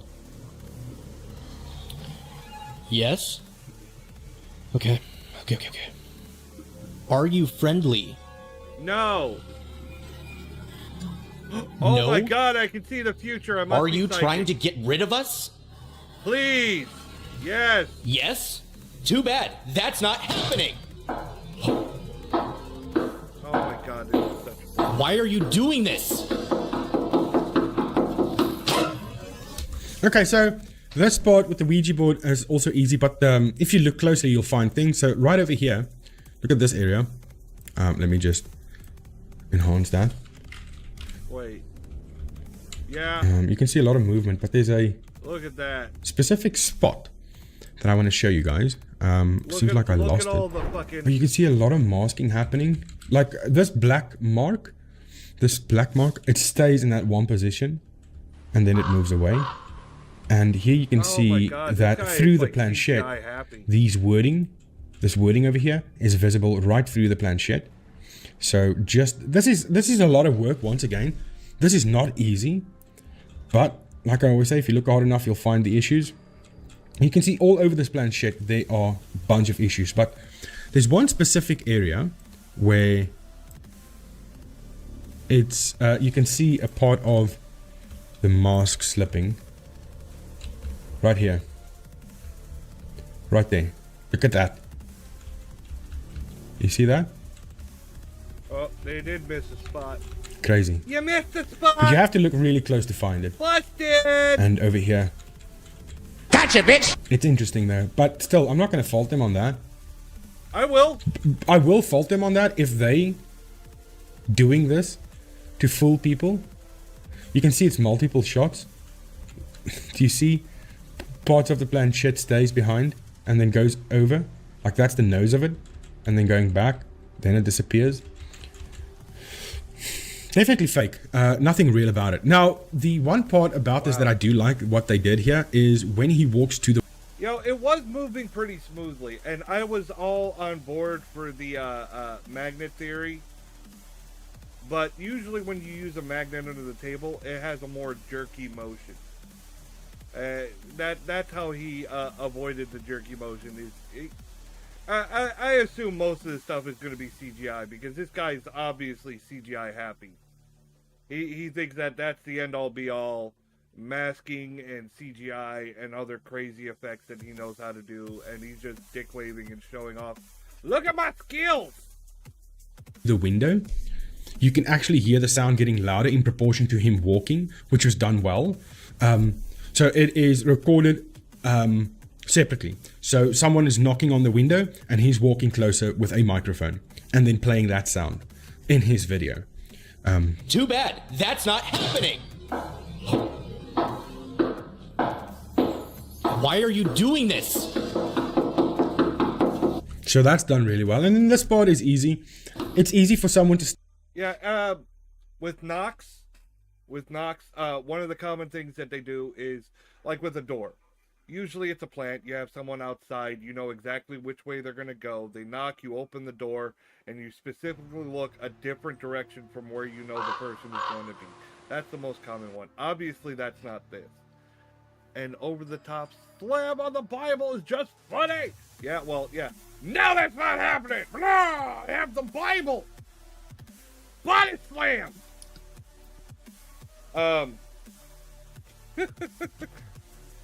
The window, a lot of people assume that this is where they mess with you. You're looking at the window, so you assume the knocking's coming from the window. But if you think about it, you can't see anyone knocking. That's because somebody's probably knocking somewhere else in the house. People are knocking on something else. You're looking at the window, so people assume the knocking's coming from the window. They do that with doors, they do that with everything else. It's all a trust me bro type thing, you know. They stare at the window, or they stare at the door, or they stare at whatever. So you have to trust them that the knocking is coming from whatever they're looking at. But it's just a sound. The sound could be coming from anywhere. You just knock off camera. And then the screen pull, the screen pop out, that you could do that with a string pull. A lot of those screens pop out super easy. Stand outside, and as he's opening up the window to pull out the screen, just a piece of rope tied around here, they're standing around the corner, yanking it hard enough. Just one yank will pull it straight out, and not necessarily to the side, because you can see that is the point where it happens, and then just falls out. So in my opinion, from what I can see, this is 100% fake, but it is one of the best fakes that I have seen. Small errors, small errors, but done brilliantly, but still fake. I hope you are satisfied with the debunk, and I'll see you guys next. I could see the CGI. I thought the CGI was pretty fucking evident. It's obvious in a lot of cases. Now, I wouldn't have been able to zoom in, and I don't have the editing equipment to catch those small things. This guy is really in depth on the technical aspect, so I like seeing it. But yeah, I would have called it out as bullshit from the get-go. I wouldn't have had any debunking evidence, but you could see that it was fucking CGI, especially the doll's eyes was the biggest giveaway, in my opinion. In the next video. Thank you so much for watching. Goodbye.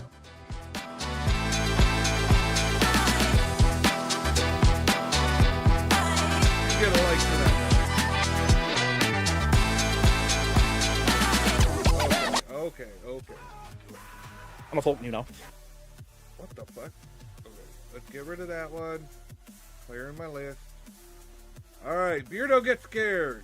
Aliens or handbags? The fuck? The fuck? Alright, yeah, just take a look. Oh wait, this is like 2 hours. I'm not watching a 2-hour live stream. No. Alright. Ooh, something a little bit different. Something a little different. I like it. Alright. Top 5.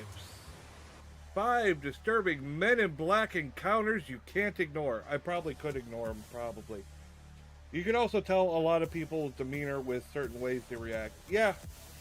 Some people are just bad actors. You can have skills and everything else, CGI, special effects, stuff like that, but if you're a bad actor, oh no, it's a ghost.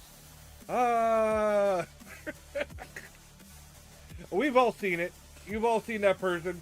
they're just horrible actor. You're like, yeah, that was so believable, man. The term Men in Black refers to mysterious individuals, typically described as wearing dark suits and sunglasses. Yeah, like Will Smith and Tommy Lee Jones. Bible slam. Not today, motherfucker. Not today, bitch. They are often reported to intimidate or threaten witnesses of UFO sightings and other unexplained phenomena. Their appearance has led to various conspiracy theories about government secrecy, raising questions about whether these individuals are actually government agents tasked with keeping encounters with the unknown under wraps. In this video, we will look at 5 instances where either the military or the Men in Black have shown up after an otherworldly encounter. I will admit that theme song was fucking catchy. Mothman sightings, followed by MIB visits. The Mothman sightings in My wife loves the Mothman. I had to get her a friggin' Mothman plushie. But my mother-in-law is from West Virginia originally, and she wasn't on the bridge, but she was nearby when the bridge collapsed. Oh God, what was the name of the bridge? I'm trying to remember. It's in Point Pleasant. I'm trying to remember the name, but the bridge collapsed, the famous one. And she knew people that died in that crash, and ever since then, she's afraid of going over any bridges. She gets super paranoid. West Virginia are well known, and we've covered them many times before. But just in case you haven't heard of them, here's a quick recap of what happened. On November 15th, 1966, 2 couples from Point Pleasant, Roger and Linda Scarborough, and Steve and Mary Mallett, reported seeing a large black creature with glowing red eyes near the TNT area, a former World War II munitions site. Linda described... That was a picture of the statue. Yeah, that would do it. I don't know if you've ever seen the Mothman statue. It pretty much looks like this, but if you go behind it, the bitch has got a fucking ass. He is caked up. People have taken pictures putting fucking dollar bills in his butt crack. World War II munitions site. Linda described the creature as a 7-foot-tall, slender figure with white wings. Distressed, the couples fled, claiming that the creature chased their car while screeching until they reached the city limits. In the days that followed, more people came forward with sightings after local newspapers reported the story. 2 volunteer firemen described the creature as a large bird with red eyes. It's got a booty. Contractor Neil Partridge stated that when he shone a flashlight on the creature, its eyes glowed like bicycle reflectors. He also linked buzzing noises from his TV and the disappearance of his German Shepherd to the creature's presence. Wildlife biologist Robert L. Smith from West Virginia University noted that the descriptions match those of the sandhill crane, a large bird that may have strayed from its migration route. I've also heard barn owls, because barn owls have a similar reflective glow on their eyes, especially at night. And they do look intimidating. They're a lot larger than people give them credit for. Seeing an owl with no frame of reference could definitely convince someone that, there's the Mothman, some monster, because of the fucking size and the shape of the eyes and stuff. Which could explain why it went unrecognized in the area. Sighting continued, and on December 15th, 1967, the Silver Bridge collapsed, resulting in the deaths of 46 people. The Mothman was blamed for the tragedy. But it wasn't just the Mothman that infiltrated the community. Following the sightings, several witnesses and locals reported that impeccably dressed strangers appeared in their town.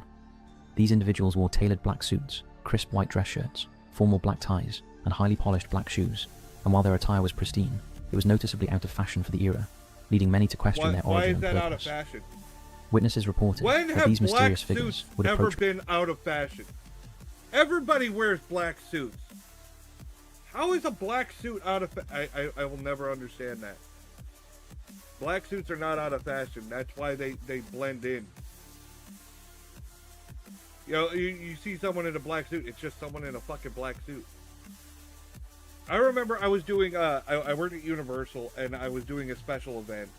And I wasn't performing that night. I was just called in to be an attendant for Lucille Ball and Marilyn Monroe, me and my friend. Well, my friend was black and I was white. And they gave us, the attendants for the ladies wear black suits with a black necktie, right? It looked just like the Men in Black. More people wanted pictures with us at this special event because they thought we were the Men in Black. And not, we were just the characters' attendants. It was a running joke all night. They were freaking laughing. We kept telling people too. We're like, we're not the Men in Black, and they're like, we know, but people won't know. So just get a picture of it. Oh, okay. Yep. People, asking probing questions about the legendary Mothman, while ominously advising them against discussing their experiences further. I had a picture. I've had several pictures actually when I worked at Disney too. I didn't know this. I got to be honest. This was before I got into streaming, and when I first heard this, I had no idea who they were talking about. I was told that I look like Markiplier. Okay? Because people kept wanting to take a picture with me because they thought I was fucking Markiplier. I kid you not.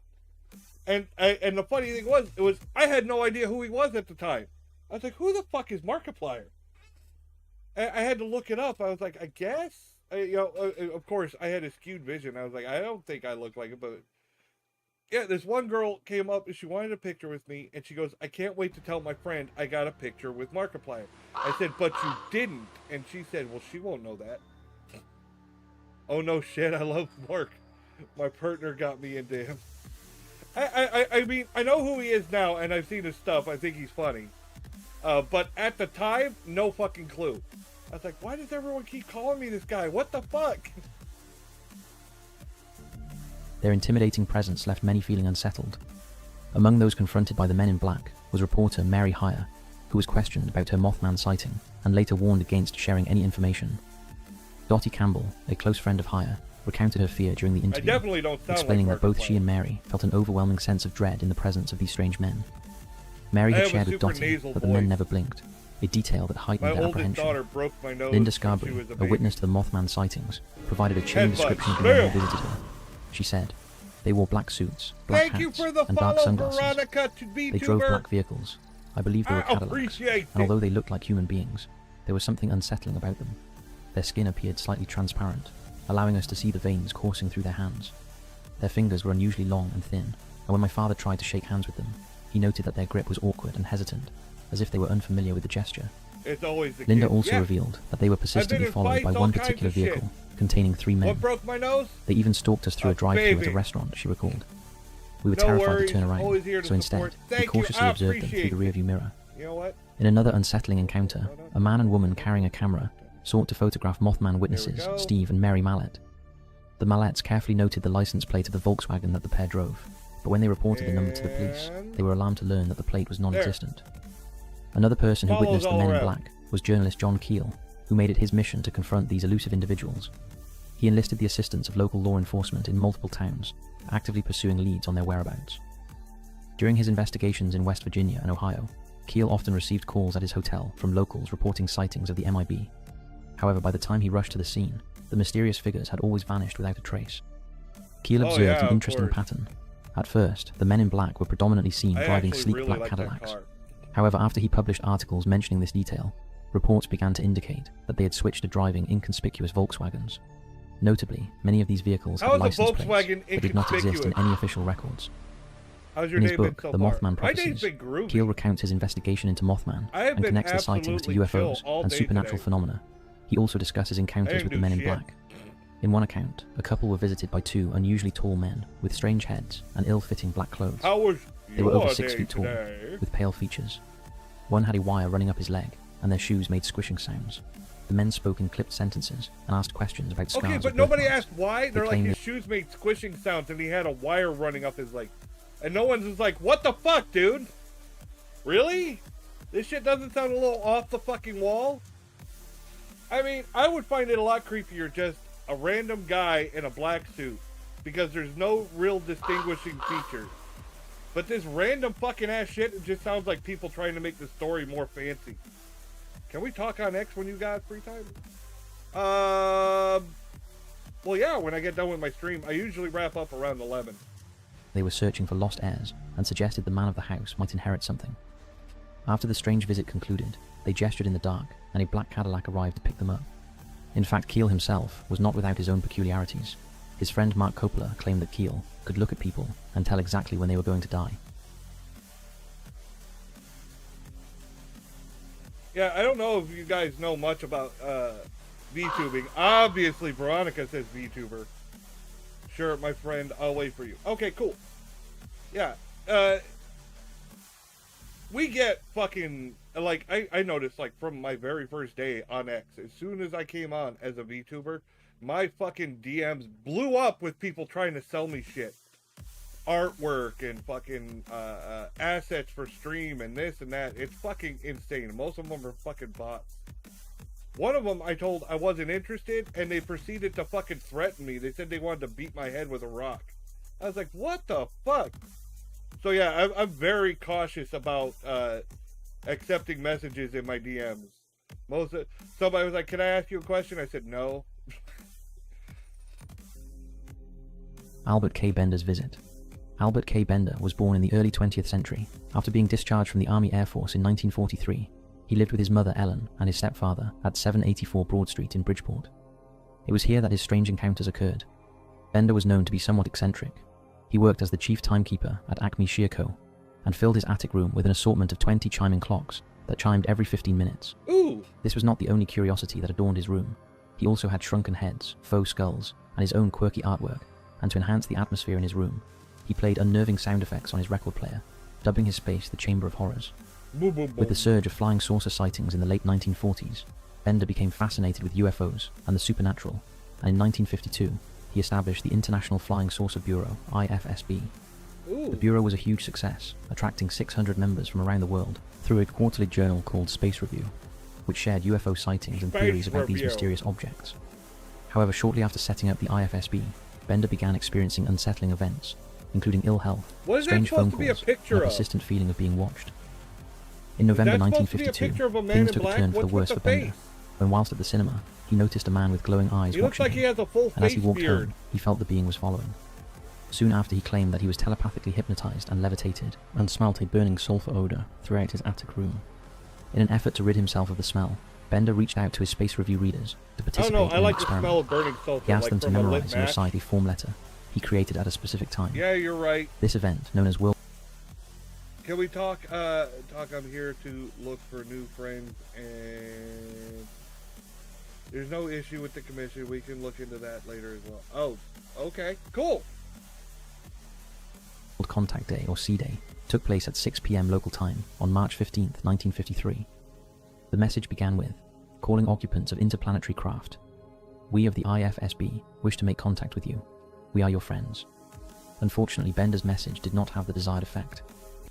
Yeah, the bots on X, and now they're starting to pop up on Blue Sky, to be honest. Not as many, not nearly as many. But they almost always start with the same lines. Can I talk to you? Can I ask you a question? May I make a suggestion? And they're always out of the blue. And as soon as you say yeah, they give you all this fucking rundown. Do you want to see my artwork? And then, you know, they try to guilt you. They're like, so you feel like an asshole if you say no. But I mean, to be honest, I am an asshole. So like, can I show you my artwork? No. Don't care. I was really nice at first because I didn't get it, you know? And I just kept getting baited. And now I'm just like, I'm so used to it. If you start the same way, you're probably going to get turned away by accident. His home continued to fill with the smell of sulfur, and he felt a telepathic command to cease his inquiries into UFOs. He did claim that in the July edition of Space Review, he would reveal a startling revelation. However, this issue was never published. In July 1953, Bender was visited by 3 men dressed in black, resembling clergymen, and wearing Homburg hats. These men communicated with him telepathically, instructing him to stop all UFO-related research, and they confiscated copies of Space Review. After their departure, the foul odor of sulfur returned, and a yellow fog enveloped his upstairs rooms. Disturbed by their presence, and this guy has no evidence of any of it. It's all a big trust me bro story.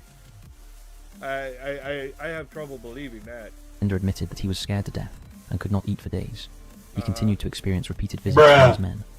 Bender's experiences were reported in local newspapers. An article titled "Mystery Visitors Halt Research," published on November 29th, 1953. He was too afraid to talk about the research, but he wasn't afraid to fucking out these guys that are a supposed threat. Right. Because that makes a total sense. That quotes Bender, stating that 3 men in dark suits flashed credentials showing them to be Hey yo, what the fuck? and posed questions about the International Flying Saucer Bureau. At the time, these visitors were interpreted as government officials. Oh, I'm sure However, they were. years later, Bender revealed that the men in black were not from Earth. Telepathic messages, headaches, and feelings of being stalked led Bender to shut down the IFSB. The final issue of Space Review was published in October 1953, containing a warning. The mystery of the flying saucers is no longer a mystery. We advise those engaged in saucer work to be very cautious. In 1956, IFSB member Gray Barker published They Knew Too Much About Flying Saucers, which detailed Bender's experiences and introduced the term Men in Black. A decade after his encounter, Bender shared his story in Flying Saucers and the Three Men, emphasizing the mind-manipulating nature of his visitors. Bender left UFO research when he moved to California 3 years after his autobiography was published. He passed away at age 94 on March 29, 2016. I did the face and stuff, all the stuff on The my UFO head witness was threatened by the myself. MIB. Lake Pend Oreille in Idaho is home to a long-standing legend went on booth about a for my mysterious creature known as the Pend Oreille Paddler. This creature is often compared to the Loch Ness Monster, and some theories even suggest it could be linked to UFOs.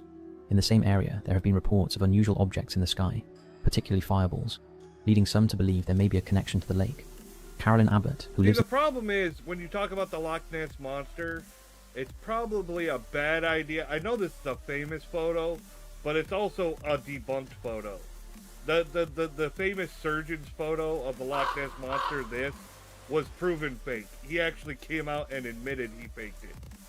So, does it have any backstory or lore? Because I give a... It gives a spooky horror themed kind of impression. Well, yeah, my whole thing is like spooky and horror themed. I am a skeleton. My name is Bones. See, look. I live in a crypt. It's creepy.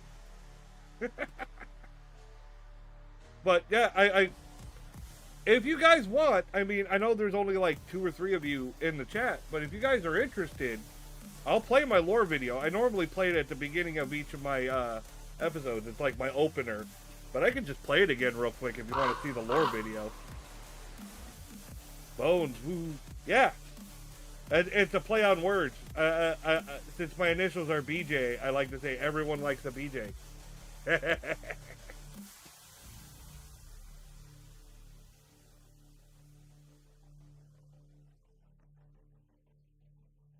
Here, I'll play it for you real quick.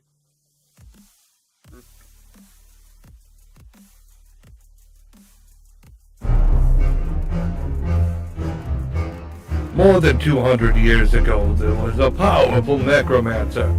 As powerful as he became egotistical and prideful.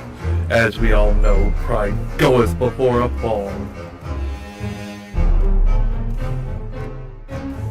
Modern day. The necromancer was out for a walk one night. While crossing the road, a man bumped him with his shoulder, and he did not apologize. The necromancer would not let this stand. The necromancer turned, ready to curse the rude pedestrian. But he wasn't paying attention, so he didn't notice the truck barreling towards him. All that power, undone by a truck.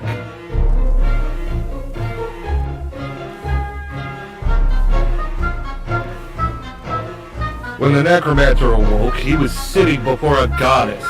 He introduced herself as Nyx, the goddess that would decide where the necromancer would go for his next life. Oh, so I get to go to some amazing isekai world? The necromancer asked.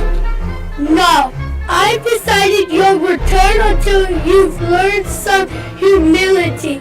I pray you learn from this lesson. Little did he know she'd send him back. In his already dead body. I will admit, it's kind of comfy. I don't care if I have to raise like a whole horde of like zombies. Every time I wake up in the morning, I look over to the side and go, honey, I feel an evil presence. And then she turns and looks at me. I'm like, oh, there it is. Sorry. Good morning, honey. I've got ectoplasm all up on my crack. That's my cousin. Hey, It's alright. Hey. There we go. Everyone come to the BJ store. This will attract customers. The wind chill. Something's off. Yeah, Let's go I in and poured take it. a look. Meat, dog. We have meat. I can tell you and I are going to get along just like fire hoses. And I bet you can do some things with a fire hose, can't you?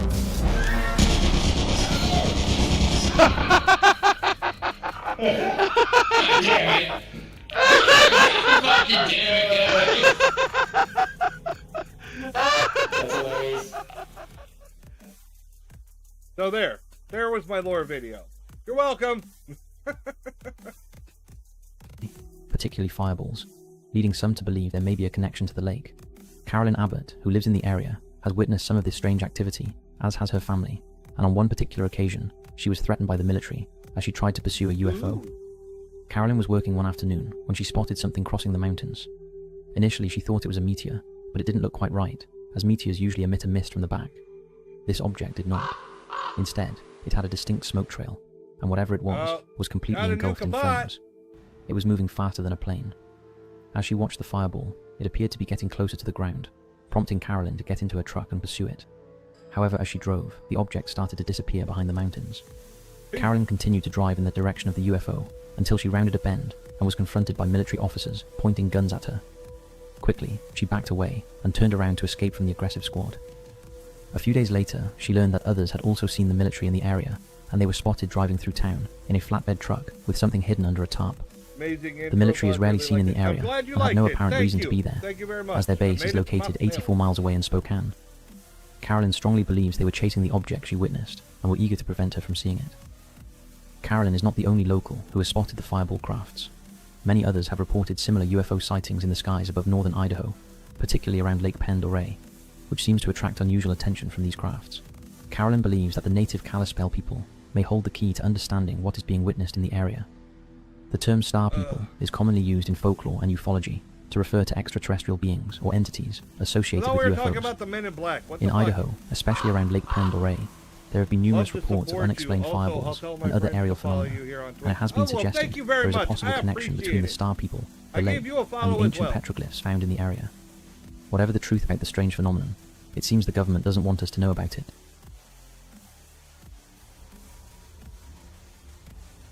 Reddit story. Reddit has always been a great source of information for personal stories that wouldn't ordinarily make the headlines, and we found this next story on Reddit, and although it didn't get as much attention as some accounts on the forum, we thought it was interesting. The account, titled My Actual Men in Black Story, was posted in the r/Men in Black subreddit and describes a personal experience with the infamous Men in Black. We will relay the story in the first person. Back in 2019, I lived in Hollis, Queens, New York. I grew up there but moved to Brooklyn in early 2021. My neighborhood was pretty normal, not much ever went on, and it was quite quiet once the sun went down. I was around 16 at the time this story took place. In my area, there were parking lots behind a group of short apartment buildings on either side of the street, extending the length of the block. The lots had dumpsters where residents disposed of their garbage, but no one ever parked back there because the large gate had been broken for most of my 10 years in Queens. The regular people-sized entrances were fine though. After school, a friend and I would often play made-up games back there, using our imagination. We'd come up with games based on whatever was cool, or just from scratch. At the time this story took place, I think we were playing a game inspired by JoJo's Bizarre Adventure. We usually played until dark, and it was around fall. I remember just having fun and being silly while we played. As dusk fell, we noticed something unusual. It must have been around 8 or 9 PM when we paused and looked up at the sky, because something caught our attention. In the dark sky, we saw flashes of orange lightning. However, the lightning was forming weird shapes, as if it were writing. There was no thunder, just the mysterious lightning. This is where things get weird. Before we could fully process what was happening, we heard footsteps approaching one of the entrances to the back lot, specifically near where people access the dumpsters. We saw 3 men walking our way. To describe them, 2 of the men were incredibly muscular, like the type of ripped bodybuilders you rarely see in real life. They were also quite tall and Caucasian. They wore tight compression shirts, military-style pants and boots, sporting buzz cuts and badges around their necks. They didn't look like cops, and they most definitely weren't FBI. It was too dark for me to read the badges. The third man stood a little further back than the other 2. He was shorter, heavier set, and also Caucasian. He wore a hoodie, shorts, and regular Chuck Taylor high tops. Like the others, he had a badge around his neck, but he also had a bowl cut and a beard, while the other 2 were clean-shaven. Uniquely, he didn't speak at all during the interaction, and carried a small laptop, typing on it continuously. As the 3 men entered the parking lot, they quickly approached my friend and me. The two muscular men did most of the talking. Once they were a few feet away, they finally looked down at us while still gazing at the sky. They didn't state their names or which agency they were from. They carried regular-looking pistols at their hips. One of the men asked us if we'd seen anything strange going on there. My friend and I felt something was off and didn't look up at the sky like the men were doing. Instead, we answered their question and stated that we hadn't seen anything unusual. I ain't seen shit. There was a pause as they stared at us. Then they continued listing bad activities, asking if we had seen anything odd in the back lot, Nope. which we both insisted we hadn't. Nothing. The third man with the laptop was also observing us intently. Perhaps they believed us because they went on to say that it wasn't safe for us to be out there at night, urging us to head home. We agreed and started walking out of the back lot. Yeah, let's get the fuck However, out of out here. of curiosity, we decided to return just to check things out, as something didn't feel right. In literally 10 to 15 seconds, all three men had vanished. They disappeared into thin air. We couldn't believe it. We knew every entrance and exit to the back lot since we were there every day. We ran the entire length of the lot and searched the sidewalks, but the men were nowhere to be found. No vehicles, no men, just gone. My friend and I, who are still close to this day, talk about this often. It's something I've held onto for a while, and I never really knew where or how to share this story.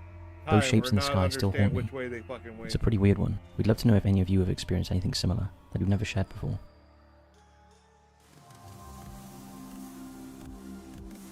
The Calvine UFO photo and government removal. On August 4th, 1990, two hikers near Calvine, Scotland, captured a photograph of a mysterious diamond-shaped flying object hovering in the sky, with a fighter jet visible in the background. Honestly, looking at that photo, hold on, I gotta go back now because I didn't pause it in time. I've seen this before. This is supposedly a famous photo, but to me, looking at it, especially close up like this, with you know, the fence post in the foreground, the fighter jet there, the UFO almost looks like pasted in there. It doesn't look like it belongs. It looks like it was added in. Thank you for the follow, Emily AVT. Emily out. Emily out. The two men reported their experience to the Daily Record, a Glasgow-based newspaper, and provided both the photographs and the negatives they had taken. They claimed they sought shelter under some trees, from which they observed the craft, taking photographs while it silently hovered above, before ascending vertically and disappearing from view. At that time, the Daily Record's picture editor sent the photos to Craig Lindsay, the RAF press officer in Scotland. I've seen this several times. He forwarded the prints to the Ministry of Defence in London, who also requested the negatives. The Daily Record never released the story, and the photographs and the negatives disappeared. For 32 years, the image, known as the Calvine photo, vanished from public view, becoming a subject of speculation, theories, and myths. However, thanks to the efforts of British journalist David Clark, this groundbreaking image has recently resurfaced. After 13 years of research, Clark discovered that Craig Lindsay had kept a copy of the last original print, waiting for someone to inquire about it. The photograph is described as the best UFO photo ever taken. I don't know if it's the best UFO photo. Like, don't get me wrong, older photos are harder to fake and harder to manipulate. But that UFO, it has such hard edges. When everything else looks so fuzzy around it, that thing looks out of place, doesn't have a similar coloring, because everything is dark, even the fucking fighter jet in the distance. And that one's a lighter color for some reason. And it's got hard edges all the way around it when everything else has softer edges. It feels so fake to me. The mystery today centers around the men who took the photograph and witnessed the event. They seem to have vanished, and despite renewed public... See, look at that. It's almost like someone cut it out and didn't, take time to cut around the edges. See how it's, like, perfectly angular right there? I mean, yeah, I guess supposedly a ship could be that shape, but it doesn't feel right. Like, look at the fighter jet. In comparison. It doesn't feel right. It doesn't feel right to me. Something feels off. Interest following the image's release, they have not come forward, and no one knows what has happened to them. So what did they actually witness? It remains uncertain exactly what the photo depicts, but Clark speculates that the mysterious flying object could be the Aurora, a rumored top-secret reconnaissance aircraft that the US allegedly developed in the 1980s. That looks like an However, AI there has never image. been substantial evidence to support the existence of such a project, and the US government has consistently denied it. Regardless of what the photo shows, it seems the government wanted to keep it quiet and possibly silence the men who witnessed it, raising the question, why? So that's 5 stories of supposed encounters with the Men in Black. What do you make of this? Are you a Men in Black believer? Or do you think there's a more plausible explanation for these? Thanks for watching. It depends Keep searching, on your and we'll see you next perspective time. of Men in Black. Do I believe there's government officials that wear black suits? Fuck yeah! A lot of people wear black fucking suits. Nancy VTuber. Hi, Nancy. Hey, Nancy here. Hello. Thank you for the follow. I appreciate it. Thank you for coming in. Alright, let's see. Let's get rid of this. Okay, Beardo Gets Scared. The YouTuber that faked his girlfriend's death for paranormal content. Are you fucking kidding me? You've got to be fucking kidding me. What the fuck? I'm also Vero's friend. Yay, more Vero's friends! I love seeing friends come in and all being together and friends being friends. You love me! You really love me! Beardos, weirdos, balls and ghouls, welcome back to the channel where we investigate the paranormal responsibly and support responsible paranormal channels. That means no fake seances, no possessed iPhones, and definitely no pretending your girlfriend died, so you can FaceTime her ghost at 3 AM. Of course. Quite easy things in consideration to not do, but, well, J-Station. That bar was way too high for J-Station. You remember J-Station, right? The human Red Bull can of YouTube? The guy who made an entire brand on the premise of what if a toddler discovered Final Cut Pro and a Ouija board. Well, Beardos, weirdos, boils and ghouls, way back in 2020, J-Station decided to pull a stunt so tasteless, so desperate, and That's fucking insane. You faked your girlfriend's death to fake paranormal. What fucking disgusting fucking piece of shit for content bullshit is this? What the fuck? That's disgusting. Cartoon villain awful that even the ghost stopped, looked and went, what the fuck? That's messed up. Today we're going to be talking about the time that J-Station faked his girlfriend's death to make paranormal content. Because nothing says love like exploiting a tragedy for monetized ghost views. But the tragedy never happened. So before we get into this necromantic soap opera, let's quickly explain who J-Station is. You know, for those of you that were lucky enough to have completely missed this. It's the best form of recycling. Reduce, reuse, recycle. Parts are parts. Chapter of YouTube history. J-Station made his name doing 3 AM challenges. You know, we've all seen them before, but they still happen on YouTube, with the likes of Overnight and the like. 3 AM challenges, we tend to talk to demons, summon cartoon characters, order Happy Meals from McDonald's, but from a different dimension or some shit. I don't know. It's all bullcrap. Because nothing screams paranormal research quite like a Timu Ouija board and Siri helping out. He made an audience of millions by lying to kids, making everything extreme. Well, I believe it. It's because people will believe anything they're fucking fed. TikTok, YouTube, no matter how fake it is, you can even show them. Here's how they faked it. Look, there's the string right there where they pulled it. And they'll still be like, no, you're lying. Really? I just showed you the evidence. Hunted. Gone wrong. You know those tropes. Sam and Colby, Twin Paranormal, Paranormal Files. And all of those things do accurately describe his content without ghosts being involved. So this is the point where we go into full-on Goosebumps fan fiction. In early 2020, J-Station announced to his audience that his girlfriend and fellow YouTuber Alexia Morano had tragically died in a car accident. Not just any car accident, she was hit by a drunk driver and outright killed. No warning, no confirmation, just teary eyes staring into a camera saying, she's gone.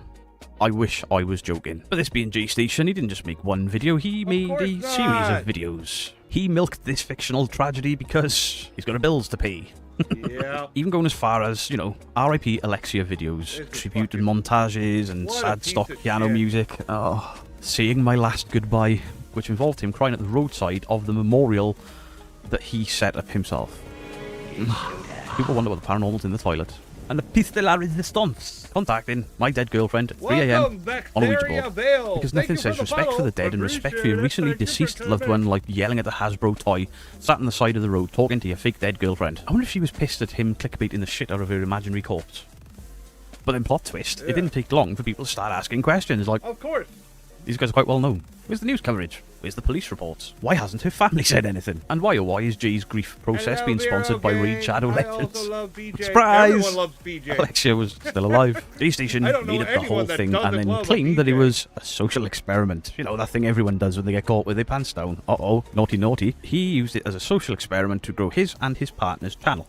Social experiment, the excuse for everything. So recently I have set fire to a local library, just to see how people would react. For science. The truth is that Alexia had actually broken up with J-Station just just prior to this event or this stunt. I would imagine she broke up with him because it's really hard to date or trust a guy that pretends people are dead for the internet clout. It can't be good for long-term trust, you know? She then posted her own video saying that Jay tried to manipulate her into doing this thing, and then she refused, and then he did it anyway.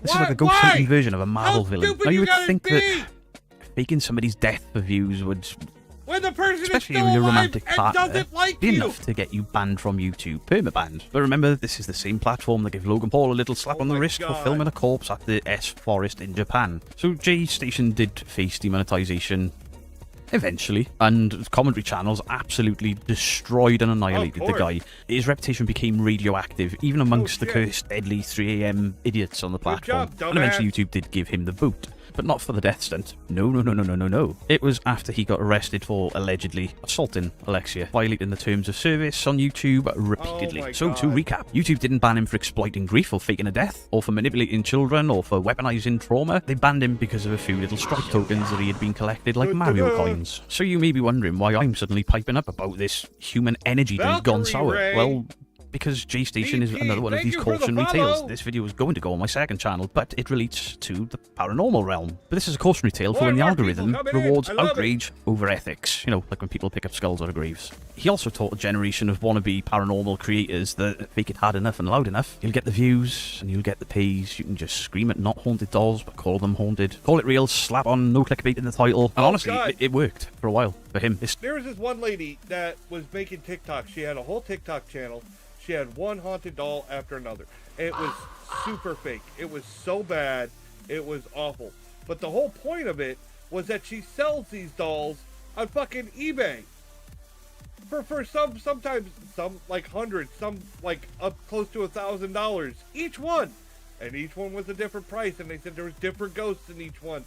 And it was just fucking bullshit. The whole fucking TikTok channel was just to show, oh look, it's haunted, with fucking horrible fucking fakeries that people still fucking believe. And I'm wondering how much money she was fucking making on these fucking fake, this fucking bullshit doll fucking scam. It was a fucking scam. Oh. Still works for the twins, Paranormal Files, Sam and Colby, any of those guys that use the black and red, you know? And even today this stuff still happens, you know, YouTubers doing shit like calling Tupac at 3 AM, the brother in the red shot me dead, or we found Michael Jackson's ghost in Roblox. I'm not even sure if I'm being satirical here. Those titles may well exist on this platform. Maybe somebody should go look. Jay Station may be gone from the platform, but his greasy fingerprints are all over every corner of the YouTube paranormal. Pretty much anytime somebody fakes a ghost for views and clicks and likes, and every time a psychic cries looking at their iPad, and that's the legacy that he left behind. And as usual, I'm not here to tell you that the paranormal is not real. I happen to believe, I'm just very, very skeptical or cynical to a degree of the things that are put out onto YouTube for mass consumption. I've had my own weird experiences. But if we're going to explore the paranormal world, we should be doing it with curiosity, with skepticism, and maybe, dare we say, a little bit of dignity. And let's not turn tragedy into clout chasing. Gives me the ick. Jay Station didn't just fake death, he faked grief. And he didn't do it for justice or closure, he did it for clicks and views and to line his pockets. And in doing that, he didn't just cheapen the paranormal community, he didn't just cheapen paranormal content, he cheapened human empathy. What a dick. So to all you wannabe ghost hunters out there, don't fake your girlfriend's death, don't exploit tragedy, and maybe, just maybe, stop summoning your dead girlfriend at 3 AM to cover the rent. Because if the spirits are real, and if they are watching us, they're going to be really embarrassed for you. Thank you very much for watching. Smash that like button, like the make-believe drink driver. Make-believe killed his girlfriend to make a fake video, and once you're done with that, subscribe, because the subscribe button kind of looks like a car but without wheels, a boot and a bonnet, and Yeah.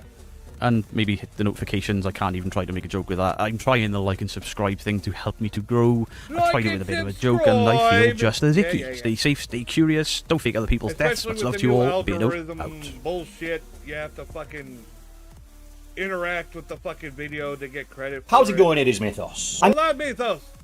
You're too quick. Give me a second. Oh, Mythos Paranormal. Russell Howard tries ghost hunting. Who the fuck is Russell Howard? That name sounds so familiar.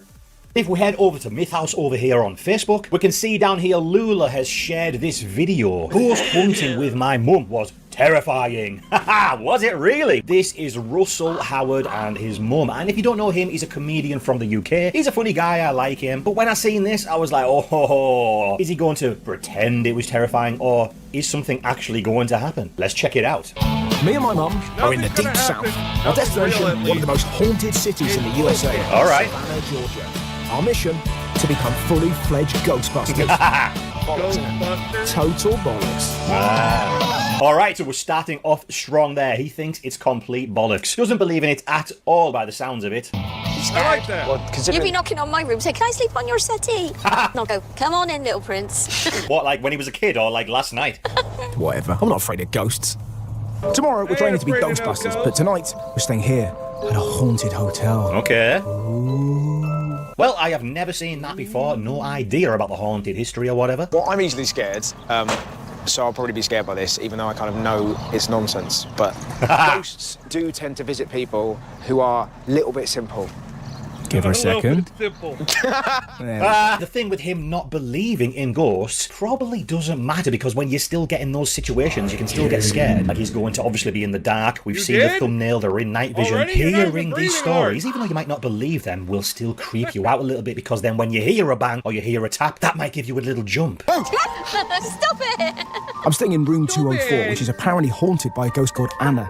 She's so famous in these there parts, she is. they dressed up a shop dummy and shoved her in the window. I mean, if I was actually Anna, I don't know, probably be a little bit pissed off at that. It's like, hey, that's where I want to stand to scare people.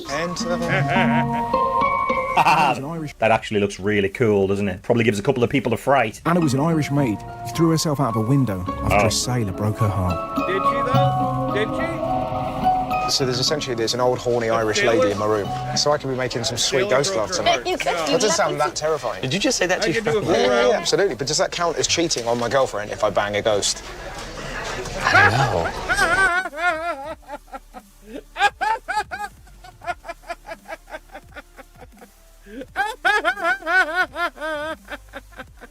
Hey, yo, what the fuck? Does it count as cheating on my girlfriend if I bang a ghost?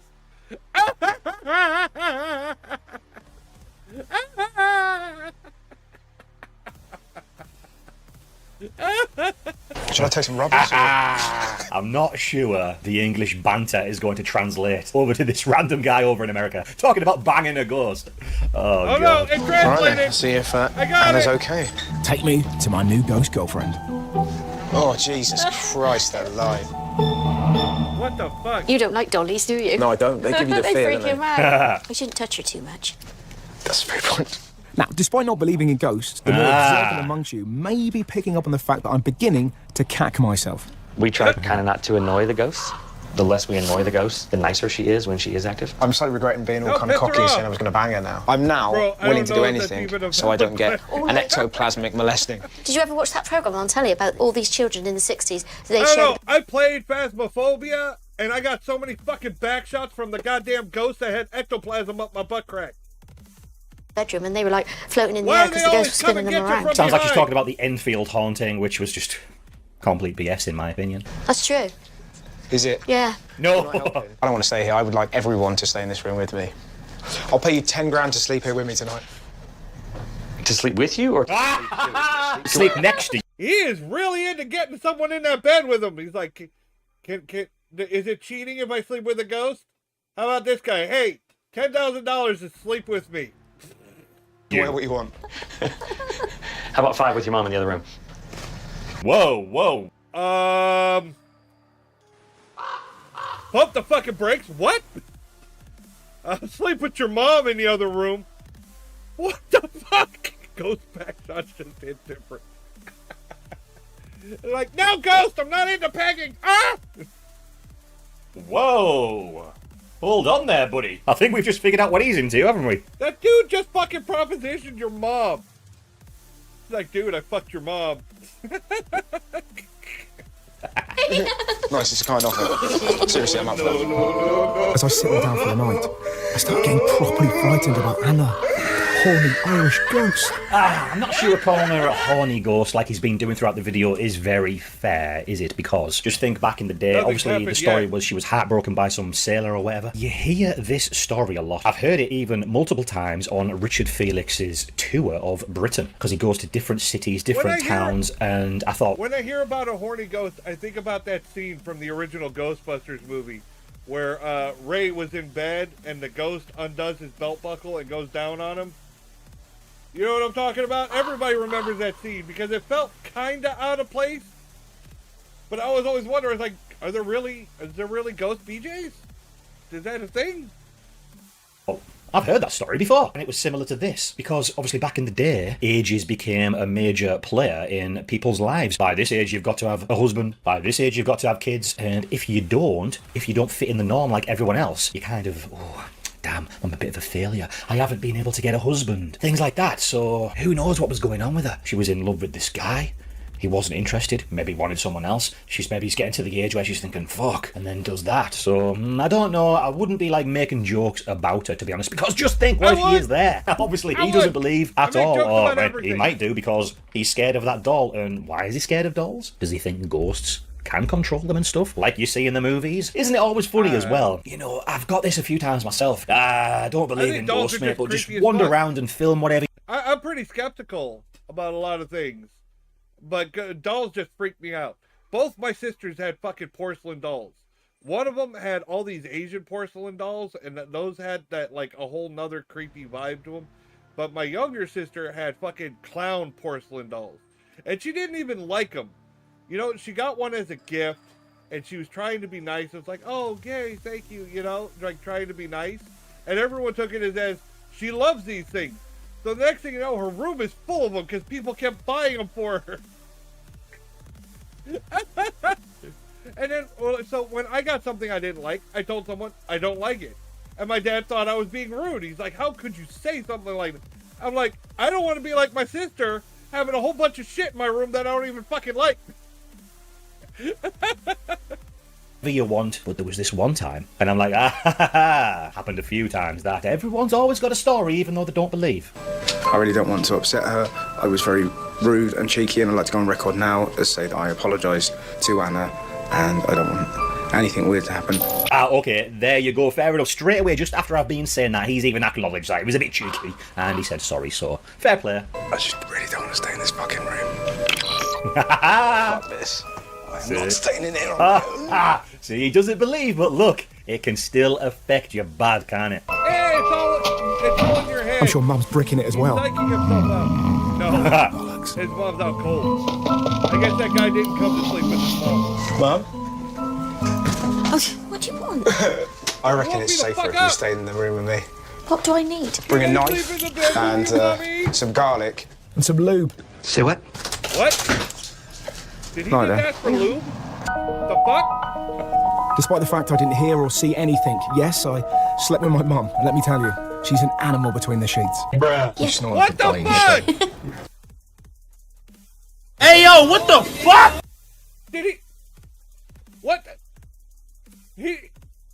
But did that just happen? Oh. Alright, well that was that for that one. I mean, it didn't seem very haunted, did it? But we literally seen about 2 minutes, so who knows? What other people probably would have done there when they're sleeping in his room, though, picking up the snoring of his mother next door, or whatever it was. What's that? What's that? That's a demon, bro! So, let's move on to the next place he goes to. Hey, Russell. Our paranormal guide is a ghost hunter called Gordon. Okay. Well, welcome to the Sorrel House. How's it going, Gordon? Let's get you inside and let's get you scared tonight. The most haunted house in Savannah. You know, kind of, yeah, priming you to be scared, like he said. I don't know. I'm starting to think it's probably best to go to places not knowing anything about it to get you ready for it. And then if something happens... How many more sex jokes is this guy gonna make? Hello, this is Nick Wood. He's the operations manager. Hey, Nick. Hello? He said wood. So, how you doing? Nice to meet you, I'm Nanette. Nanette, pleasure to have you. Thank you. Welcome to Sorrel House. Sod the ghost. This man is creepier than... I wasn't going to say anything, but shit. What I was thinking was, imagine if he is a ghost there, like on the House of Haunted Hill or whatever it's called, when Stephen sees a ghost and it's people wandering around his house, which he thinks is genuinely just people, but it turns out they're actually ghosts. That's what I thought when I saw that dude. No offense intended. Sod the ghost. This man is creepier than clown porn. Look at it. Look at his sunken in eyes. That dude looks like he hasn't slept in months. What would you call it? Like raccoon eyes? What the fuck? And the beard, if you can't grow it in fully, just shave it off. Just shave it off. Creepier than clown porn. The lady of the house, for whom the house was designed for. She died tragically. Did she? Leaping from the upper floor balconies to her death, landing headfirst below. And he looks paler, especially with the light on him. I wonder if that's makeup. Does he make himself look like that? What the fuck? Down in the courtyard. Brilliant. On top of the murders, the suicides, and other deaths that have taken place on this property, you compound that with the second bloodiest battle of the American Revolution. All right. This home has seen more tragedy than most other locations in the South. Okay. What a lovely story, everyone. And the thing is, yeah, if What you... did that button say on his fucking shirt? His jacket. Does that say brave? Beway? I can't tell. I can't tell because there's like little decorations on it. It's hard to tell what the fuck it says. That's C and K. That's what I look like, no cap. You look like this guy? Maybe you're a ghost. I mean, look at me. I'm a skeleton. Who am I to complain? Like, look, we look similar. Look, I'll do the profile shot. I look like this guy. Look at me. Looks like brave. That's what I thought I said. He's in a haunted house, and he's got a little button that says, "I'm brave. Trust me, mommy, I'm brave." On this property, you compound that with the second bloodiest battle of the American Revolution. All right. This home has seen more tragedy than most other locations in the South. Okay. What a lovely story, everyone. And the thing is, yeah, if you I love don't story believe time. in ghosts, it's like, okay, so people died here. Oh. Y'all want to stay together? Yeah. Who has give him a spirit box? Because he won't even know what that is, surely, right? He's not into this shit. He doesn't believe in spirits, so surely he wouldn't have already I'm sure had they that. would I have think the explained it guide to has him. probably given that, right? Let everyone in, so let's keep that exit nice and safe so we can all run out. Can you come? Gordon wants us to meet the ghost of a young slave. I seen when he was same holding it in his old hand that it was a mag light, and I thought, I wonder if they're going to use that to do the flashlight spirit communication tech. Okay, most of those maglite bullshit is just coincidence. It's just coincidence, and especially a lot of people that use it, if you watch them, there's so many fucking cuts in the video. They just put up what best suits them. They'll ask the same question over and over again until they get a positive response, and then they just show you. It's just like the people that shoot those fucking trick basketball shots, and they're like, "Oh look, I got it in one try. It only took me 30 takes." EMF detectors pick up electromagnetic fields. It's that simple. Your cell phone, anything that gives off electricity, that's what they're gonna get. I don't know what this pouch thing is. That just seems weird. Another one I don't see that they have is a REM pod. REM pods are the biggest, like a huge load of bullshit. They're like, if the ghost comes close to it, it'll beep, it'll make sound. Yeah, but it'll fucking trigger on just about anything. You can aim a walkie-talkie at it and just press the talk button and make that thing go off, which is probably how they fake most of the shit on those big paranormal shows. They just make it go off whenever they want. It's perfect. Technique, and there we go. So that also clearly wasn't his flashlight, right? Use any of those devices to say that you're here. And this is the thing. Russell and obviously his mother are doing this video, yes, but they don't really seem like they'd be into it if they don't believe. These little tricks here, where the flashlight goes off, it's like I said, just a trick, but we've watched other people use this as a tool to convince people who don't really believe that much. Do you think this might convince them that someone is there? Jacob died in mysterious circumstances at a young age whilst being forced to work at Sorrel Weed House. And this is the room he makes If you've ever gone to one of those websites where you can buy the Ghost Hunter gear, those things are fucking expensive as hell. It benefits them. Oh yeah, of course it works. Look, Ghost Adventures is selling all this, is saying it works. So we could charge you $100 for this piece of shit that doesn't do anything. Because we said it works. Oh, fuck. Like one of the biggest phone apps that I see all the time, the Necrophonic. That is such a big load of garbage. And not only that, Mythos, actually, this guy that I'm watching right now. He did a whole video on it, that the guy who actually made the Necrophonic app is a ghost hunter himself, and of course, he's been caught faking before. So yeah, it's totally trustworthy. The Necrophonic, yep, we totally can believe that to be honest and upheld. Okay. Can you turn on the flashlight? If it does turn on, I'm gonna shit my pants. Why don't you sit next to Jacob? No, you sit next to it. I'll take a knee. Is that all right, Jacob? You know what? Whoa. He just said he'd shit his pants, okay? I was looking on Throne, because I kept getting notifications that a bunch of stuff I put on my Throne account, on my wish list, were gone. So I was like, I should update that motherfucker. So I was looking for skull and skeleton stuff, and I came across something I did not expect. A skull-patterned adult diaper. I was like, what the fuck? Why would this be on here? Now, I told my friend, I was like, I considered putting it on there as a joke gift. But then I was like, no, because that would be like the one thing somebody gets me. The one thing somebody gets me is a fucking skull fucking adult diaper. I was like, I don't want that to be the one thing I fucking get.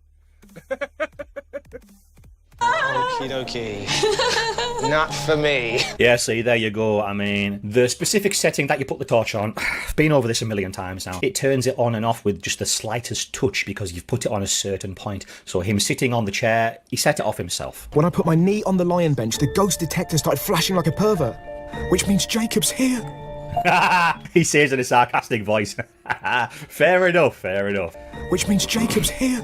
Jacob's here. I'm going to put my knee on there and see if he moves. Oh my god. It's all about the knees. Jacob is a leg man. Yeah, that'll do. There was a massive bang, and not just me, not just my mum, but Ghost Hunter Gordon and the entire film crew shat their pants. Let's do the possible explanations for what just happened. 1. Ghost. B. Natural disaster. C. House is old. D. Joe. The culprit! Hey, yo, what the? Fuck off! What the hell? Dog. I thought it was a ghost dog that you read about. What was that? I don't know. What was it? I thought it was a ghost dog. I thought it was a ghost dog. What was it? That's my only explanation. I saw a ghost dog, and that's me done now, and I'm going to have to sleep with my mum again. This stuff in the night can play on you psychologically, can't it? What did he say? I know you probably can't see it, and I sound a bit crazy. I thought it was a ghost dog that you read about. But I genuinely believe I was visited by some sort of ghost Labrador. What? Could have been Jacob. Why? Could have been Just a little chat. Either that he was riding a dog. If he was riding a dog, he said. Come on, you chickens. What? What are you talking about? Yeah, his mother is not phased in the slightest. The good news, despite meeting a ghost dog, we survived our second night in All right, Savannah. all right. The bad news? I shit myself again and had to sleep with my mum. Wow, what a pussy. In my defence, until you've been viciously attacked and mauled by a ghost dog, do not judge me. Oh, wow. I know my As if that group. wasn't scary enough, something else happened. No, it Okay, was a right. husky for Been sure. taking photos early on. I love Oh. Huskies. Huskies are great dogs. I've had two. I've had two Huskies. Well, one was a Husky Malamute mix and one was a purebred Husky. It was only after we escaped the They're haunted great house that she checked her phone. It's a lovely photograph just of the window, you know. I thought Yeah. I'll have a nice little pic. It's not focused on it, so I can't see shit. Zoom it in, and what do we right. have there? A scary image. Freaky. Now, we may not be able to explain the ghostly man in the Demon, window, bro. but we have got to the bottom of when this happened. Okay. As Joe, our sound guy, What's he up to back there with a smile on his face? Look, he's up to something. Cheeky Joe over here. Did you throw a stone? Yeah, Russell said that, didn't he? In his options of what could have happened, he included Joe. I told you, it was him. But whatever, it made us Ask him again. Now, with him throwing a stone, isn't that funny? Because obviously he could have just Hey, been you messing throw around for a stones, laugh. it's not a glass But house. obviously these two don't believe in ghosts and nothing was happening. So in other shows that you see, they do that to get a fright out of people, exactly like the course. reaction that they got out of these two. And then it just starts a big snowball effect of faking even more paranormal evidence to get those same crazy reactions, big jump scares, and entertain the audience. Alright, so there you go, guys. I'm not sure that was terrifying, like he said in the title, a little bit cheeky and clickbaity, right? The most terrifying thing was someone throwing a stone. I just wanted to check that out because obviously I've watched him for years on TV, and when I seen he was doing ghosty stuff, I was like, I've got to check that out. If you want to check out some more videos, you can check out this one here, or you can check out this one here, and I will see you in the next one. How you doing? I'm Callan, and this is... Oh no, not Slapped Ham! Okay, hold on. Before I watched the Slapped Ham video, I was prepared for something like this. I have a video here from John Wolf. Are these YouTubers lying to you? Now, I covered this a long time ago, like almost a year ago.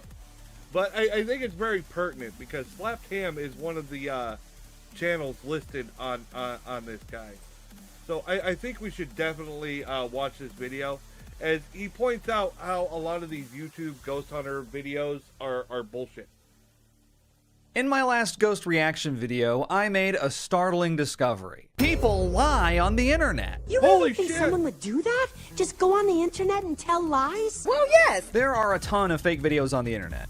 Some are created to mislead people, and some are created just for entertainment purposes. And sometimes they're both. One guy can upload a video for entertainment purposes, and another guy can create content with that same video to mislead people. In this video, I'm going to take a look at the power of paranormal presenters here on YouTube. Guys like Bizarre Bub, Nuke's Top 5, and Slapped Ham, who have millions of subscribers and wield a lot of influence in the paranormal space. Their fans will say they're neutral third parties, but I believe otherwise. It's time to ask the age-old question posed on the DVD cover of the 2003 cult classic, The Room. Can you really trust anyone? No! No! Okay, everyone got your Googling hands ready? One Good, second, they'll because say where we're just going, a tip. Next you're thing gonna you're need getting anal. Oh, what this? Yeah, it's a new watch. Thanks for noticing. I actually got it from this video's sponsor, Holzkern. They're a family business that specializes in unique watches and jewelry made from natural materials like stone or, in this case, wood. Actually, you know, my Googling hands need a little warm-up, so let's look up some things about today's sponsor. They use natural materials, right? Well, let's find out if they're environmentally conscious. Okay, all the wood that they use is actually FSC certified. That's good. That means that it comes from a responsibly managed environment. Looks like they're also engaged in reforestation efforts. What's also worth noting is that their products are made in small quantities, so they take their time making these to make sure everything's right. Okay, it says here they're located in Austria. So what's the shipping situation like? Free shipping worldwide, 2 to 5 business days, and they take care of custom fees. Nice. Plus, for a limited time only, Holzkern is having their biggest sale of the year, where you can get up to an exclusive 30% off by clicking my link in the description or the pinned comment. It's really the perfect opportunity to find that gift for that special someone, or treat yourself to something unique and high quality. Big thanks to Holzkern for sponsoring this video, and now that my Googlers are warmed up, it's time to fact check some stuff. Don't Google my boobie. Online literacy isn't just about detecting photoshopped images or fake information. Obviously. It's about being able to identify the intention of the person spreading them. Right. Are they knowingly spreading misinformation, or are they simply a naive and excitable person who genuinely believed it? Or are they bots? Twitter, for example, is overrun with bots these days, to the point where it's almost unusable. Check out this video posted by a verified user with over 2,000 likes. Here's a surprise for everyone. I'll be doing a $20 million crypto giveaway at for 48 hours. I'm definitely joining. Oh, what's wrong, Tucker Carlson? You said that like you were being held hostage. I'm definitely joining. These kinds of videos are everywhere on Twitter, like basically any thread where Elon Musk is even vaguely mentioned. And just like any collectible, there are plenty of rare variants. Okay, so this is the moment you all been waiting for. I'm announcing a crypto giveaway. Okay, so this is the moment you all been waiting for. I'm announcing a crypto giveaway. This is the moment you all been waiting for. I'm announcing a crypto giveaway. Now, just to make sure we're all on the same page, these videos are AI generated. They took real clips of Elon Musk talking on stage or in interviews, and they AI generated both the audio and the lip sync. Although it's done poorly enough to be noticeable, even by these guys. Hey, is this AI? Videos like these are spread all over Twitter by verified users. A badge that means nothing at all because you can just buy it now. And let me tell you, there's nothing these bots love more than buying Twitter verification. Here's verified user Janat7788. 2 days my birthday. Please don't scroll without type happy birthday. Pay no attention to the garbled store signs in the background, or the crushed up car, or whatever's going on here. Happy birthday. Amen. To hot, amazing beauty. Oh my This is God. completely unrelated, but feel free to follow me on Blue Sky. I just started using that more lately. Anyway, it's not just bots posting AI-generated Elon Musk. Elon Musk I himself just noticed is also something. Hold on. What did his Blue Sky thing say? God damn it. beauty. This is completely unrelated, but feel free to follow me on Blue Sky. The bones are the skeleton's money. What? What? I don't give away my boners. You can borrow it. Started using that more lately. Anyway, it's not just bots posting AI-generated Elon Musk. Elon Musk himself is also posting AI-generated Elon Musk. At all hours of the day, the world's richest man is posting fake photos of himself, often in heroic poses with the sun hitting just right. They're obviously AI-generated. But why is he posting these? Well, he's posting these for personal branding, vanity. Elon has spent a lot of time and energy painting himself as a hero, a warrior, a gladiator, if you will. But the problem is, he doesn't exactly strike an intimidating pose in real life. Yeah, But that's not nothing really. a little AI Photoshop can't fix. And even though a lot of his followers may know deep down that these aren't real pictures of him, they still have the desired effect. I mean, these pictures hit 1 million likes for reasons beyond irony and memes, unfortunately. The bots are Okay, can we posting get to the AI point, Elon as a though? malicious scam. But Elon is posting AI Elon for presentation purposes. He's using them to curate the experience his followers have on the site. My point with all this: how fake content is framed is very important. There you the go. person spreading the content has a lot of power in how it's perceived. And this is one department that paranormal YouTubers in particular really excel at. Yes! Controlling the narrative.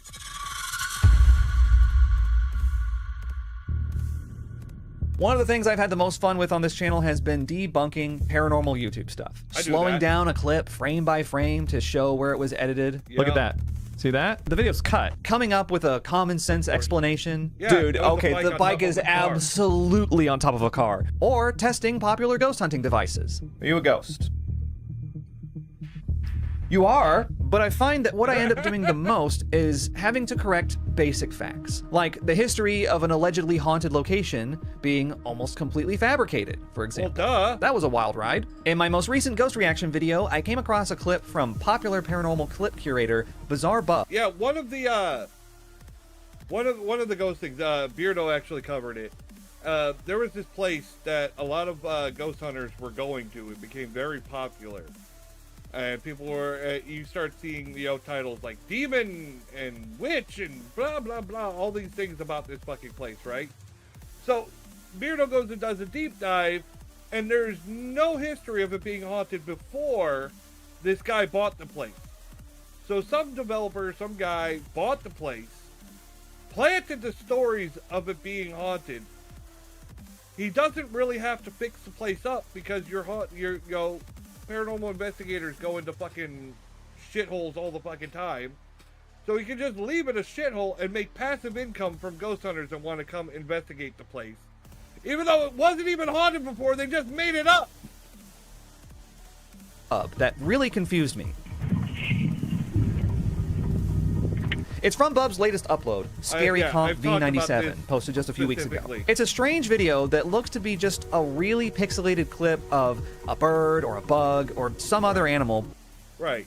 It looks like that, and I can't remember who it was. I'm not sure if it was Nuke's Top 5 or Slaptam. One of them, or maybe both of them, said that this area is completely off limits to guests. It's right next to the street. You can see the sidewalk. Like, look, there's a sidewalk and there's the street. Right there. It's right there in the shot. Briefly flying into frame. In other words, a total nothing burger. But listen to how Bub introduces it. On a sunny day, somewhere on a peninsula, a man records a video of an ancient fortress that was built in 1725. An ancient fortress built in 1725, notwithstanding, somewhere on a peninsula? Bub's being very vague about the exact location of this place, huh? This introduction, and almost everything else that Bub says about this clip, is weirdly sketchy. Here's the original video, which a lot of you in the comments were able to find. No, it it's has just sketchy. 229 views now, but when it was Good first being alert, linked to it me in needs the the comments, food it with had the well marker. under 100 Enjoy. views. Hardly a Enjoy the viral food. clip, but we'll get to that later. The title of the video clearly says where it was filmed, and I'm going to try my best with this. Fuerte de San Felipe de It was Bacalao, posted which is part of by the Florida Yucatan Man. Peninsula. So why not just say all that? Why call it just some ancient fortress somewhere on a peninsula?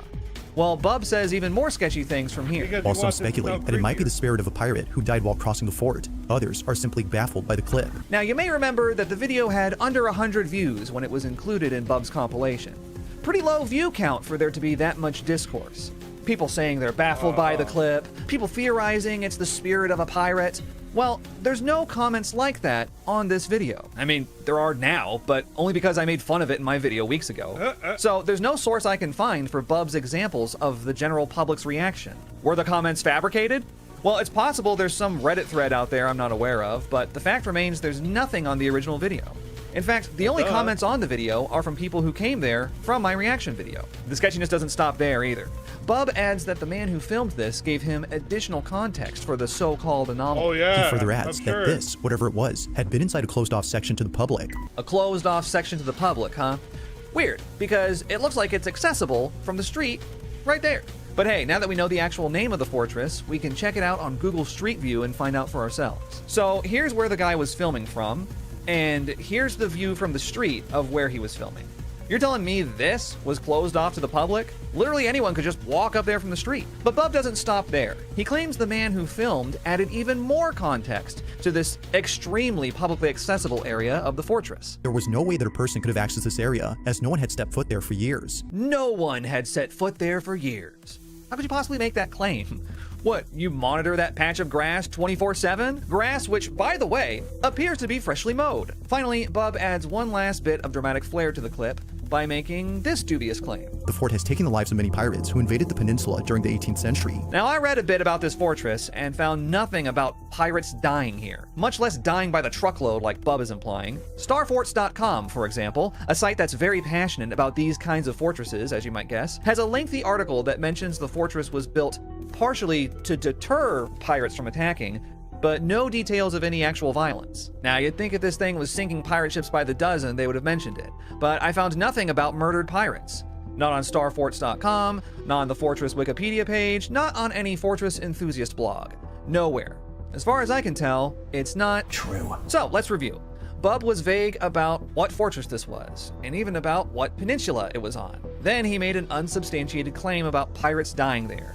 Then he claimed that people who watched the clip theorized the anomaly was the spirit of a pirate. He also added context, supposedly from the uploader, about the very clearly publicly accessible, freshly mowed area of the fortress the anomaly appeared in, supposedly being closed off. Most of the information that Bub uses to frame this clip is at best unsubstantiated and at worst completely fabricated. And there's too many possibly fabricated pieces of information at work here to be a coincidence. This clip, which again I would guess is a mid-flight bird or bug or something, is such a nothing burger that it needed to be dressed up a little. Why make the claim about pirates dying at the fortress? Well, so you can make the claim that this anomaly could be the spirit of a pirate. Why add unnecessary context about whether the area was publicly accessible or not? Well, so you can add an air of mystery. It's the forbidden section of the fortress. Why be vague about what fortress this is and where it's located? Well, maybe Bub didn't want you to easily be able to look this stuff up. This is, unfortunately, a pretty good example of how the presentation of the clip is where the actual misinformation is, and not just in the clip itself. And this isn't the only time Bub has framed a clip with false information. I decided to cut this clip in my reaction to it from my last reaction video, but at one point, Bub is talking about a ghost at the DuPont Plaza Hotel. And this is how he tells the history of the building. This exact hotel, which was formerly called the DuPont Plaza, had mysteriously caught fire, resulting in many lives being lost. And a quick check to the hotel's Wikipedia page showed that the fire wasn't mysterious at all. Okay, so it took me all of 5 seconds to find this information. What Bizarre Bub described as a, what was the quote, mysterious fire, was actually arson. It was a fire that was intentionally set by 3 disgruntled employees. But just like with the fortress, saying that the fire was mysterious gives the clip a more tense atmosphere. Here's another example of a clip with an unnecessarily dramatic introduction. Yeah, so basically these paranormal YouTubers or content creators, they're making shit up. They're making shit up, they're adding story, they're blah blah blah. So oftentimes their stories don't even fucking match. It's all to make you believe the hype in this fucking fake video. This next video was suggested to me by someone who wishes to remain anonymous. They wish to remain anonymous, huh? According to them, they had found this video on social media with little to no context. That's the red flag to me. Be honest. Are you sure that you didn't just find this video under #paranormal on TikTok? And it was one of the most recent videos since it was uploaded on July 12th, 2024? And you were looking for clips for your compilation, which you uploaded the very next day on July 13th, 2024? Because that makes way more sense to me than this story about an anonymous tipster randomly coming across the video and sending it to you. But which framing of the video sets the atmosphere better? The idea that it mysteriously appeared on the internet one day with no context, like Bub says it did? Or the idea that it just popped up under #paranormal? Why would someone request to be anonymous just for submitting a clip anyway? What are you in the witness protection program? Yeah. Just make up a pseudonym. This clip was submitted by Roy G. Biv. No one's gonna look into it. The clip is nothing special, by the way. If I had to give an explanation, I'd say it's the shadow of a person standing in the parking lot outside. Just like the Fortress clip, this is a lot of work being put into the backstory of a clip that's just not very interesting in the end. All of these clips have been pretty incriminating evidence that Bizarre Bub frequently fabricates details. But this next one I'm about to show you is probably the most egregious of all. What's worse is Slapped Ham has gotten really into a lot of AI images in between the clips and adding these long stories that have really, like, barely any fucking credence to what we're watching. Like just trying to make it sound cooler than it really is. And it's, oh god, it's so annoying. It really is. Now, don't get me wrong, sometimes I'll give Slapped Ham the credit, but a lot of times, like, some of the garbage that they put on there are so bad. I'm like, you should be ashamed of yourself for putting out something so fucking bad. You know it's bad. Anyone that's seen this knows it's fucking bad. And you're still gonna go out there and, with a straight face and be like, yes, this is proof. In his Scary Comp 2023 video, Bub includes a clip of some police officers checking out a house where a woman called 911. They get in there and some spooky ghost things happen. Now, what if I told you that this clip is actually a short film called The Body Cam Ghost? Here's the original clip, uploaded to the writer and director's YouTube channel, and clearly titled The Body Cam Ghost, a short film by Julian Pettit. But listen to how Bub introduces the clip. On November 22nd of 2021, two policemen were called to search a house. The events that occurred during the search have left both officers extremely unsettled. So first of all, Bub is presenting the short film as if it's real. But again, just like we've seen with other clips, he's adding his own fictional details. The events left the officers unsettled. That's mentioned nowhere in the 4-minute short film. It's a detail that's being added simply for dramatic effect. You know, in seeing a lot of these clips from Bub, I've noticed an interesting pattern with him, and that's that the more detail and backstory he gives on a clip, the more likely it is that he may just be making it up. Because for this body cam clip, he goes on and on. He even defends the video against debunkers. Now, something that's odd about this video is that all the closets appear to be empty. The video's description states that the homeowner occasionally rents out the house through Airbnb, as to prevent guests/renters from stealing personal items, leaving the closets empty is necessary. The funny thing is, Bub's technically not making this up. The video's description for the short film does indeed state that in the film's cinematic universe, the house is an Airbnb rental. However, the key detail is, of course, that the Airbnb is fictional. Now, another thing that viewers point out is that the cops don't bother turning on the lights. This is actually normal, though. Oh, viewers were pointing this out, huh? Where? In the short film's comments? I don't see any. And what? They didn't read the title? Are the viewers that are pointing out these things in the room with us right now, Bub? And to put the cherry on top, he ends this segment by saying this. This video, like most others, remains a mystery. Oh my god. All right, stop right there. Stop right there, criminal scum. You have violated the law. Or whatever the Oblivion Guard quote is. So, hit a bit of a snag here, actually, in my narrative for the video. You may have had this thought yourself while watching, and I had it too while I was editing just now. What if the body cam ghost originally did not say that it was a short film? What if it pulled a Blair Witch Project and it originally presented itself like it was a real paranormal clip? Well, that's exactly what happened. The original video of the body cam ghost was uploaded on January 4th, 2023, and Bizarre Bub's Scary Comp V71 was uploaded the very next day, January 5th, 2023, and this was the first video in the comp. Now, if we go to the Wayback Machine, we can see the earliest capture of this video, which is from March 2023, says that the video title was originally just Body Cam Ghost. Didn't say anything about being a short film. Now, it is worth noting that the very next month in April, the title was updated to The Body Cam Ghost, a short film, and the description was as well. Also, this is the earliest point in which I can see that the comments were turned off. So the situation isn't quite as egregious as I framed it just now, because Bub saw the clip as just Body Cam Ghost and not Body Cam Ghost, a short film. Now, with that aside, there are still 2 points I like. Yeah, but again, King Frostmare has used it several times after it came out as a short film. After. You want to give it to Bizarre Bub? Fine. Okay, he put it out while the label still said it was just a ghost and not a short film. Whatever. Other people have used it afterwards and still fucking putting it out there as fact. Like to emphasize. The first is that this clip was republished in December 2023 as part of Bub's Scary Comp 2023 video, which is where I originally saw it, and that was published 8 months after the clip title correction of it being a short film. The second thing to keep in mind is that this was still published in Scary Comp V71 only 1 day after Julian Pettit uploaded this clip. Now, Julian Pettit has about 50 subscribers now, so I don't know how much they had back then, but it was certainly much fewer. As we've seen with other clips, Bub comments a lot on the discourse of the video. The doors opening by themselves when the officer searches upstairs are things that viewers can't seem to explain. Now, another thing that viewers point out is that the cops don't bother turning on the lights. And I just find it very hard to believe that there was this much discourse in less than 24 hours on this tiny channel's video. And there's still this unfounded comment about the officers feeling unsettled afterwards. The events that occurred during the search have left both officers extremely unsettled. Really? Yeah, we're good. My point with all this isn't that Bizarre Bub is a liar. It's that I can't trust how he presents these clips. But anyway, I just wanted to issue that correction, make sure we're all on the same page. A lot of people get onto me for dissecting clips like this. They say that the clips are just for entertainment purposes. And furthermore, clip curators like Bizarre. If they're for entertainment purposes, then they need to put it out front and center. They don't. They present it as fact. Bubs simply present you with the facts and let you decide. But how can that be true when the clips are being introduced with false information?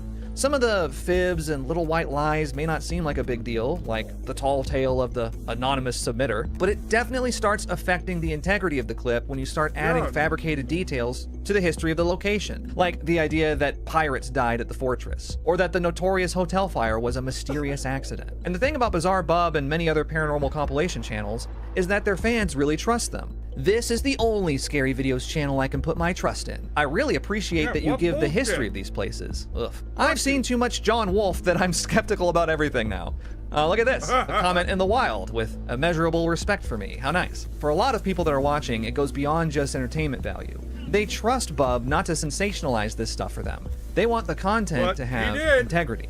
And while it's disappointing to see Bizarre Bub add unnecessary theatrics to his compilations with misinformation, he's far from the only one. Nuke's Top 5, the most popular of these paranormal clip channels, also adds artificial details to their clips. Nuke's way of doing it is usually a little different from Bub's, though. I talked in a video earlier this year about this sound effect he edited into a TikTok clip that didn't originally have it. And to my understanding, that's right. Nuke added that fake scream audio when he added the clip to his compilation video. It wasn't in the original TikTok clip. At the time, I thought this was a pretty significant bit of information. I mean, here you have a trusted paranormal clip curator. They know that they're putting out bullshit, and they're like, let's spice it up a little bit. Themselves. They're helping to fake. Adding spooky sound effects in post, right? Well, first of all, a lot of people didn't believe that Nuke's the one that added this sound effect, and they theorized that maybe he found a version of the footage with this effect added by someone else. Some troublemaker out there. But the reaction that most surprised me was from longtime fans of Nuke in the comments telling me that he adds these sound effects all the time. They get that it's just for presentation purposes, and they're used to it. And as it turns out, they're right. He does do it pretty often. In fact, he'll even sometimes add this sound effect twice in the same clip.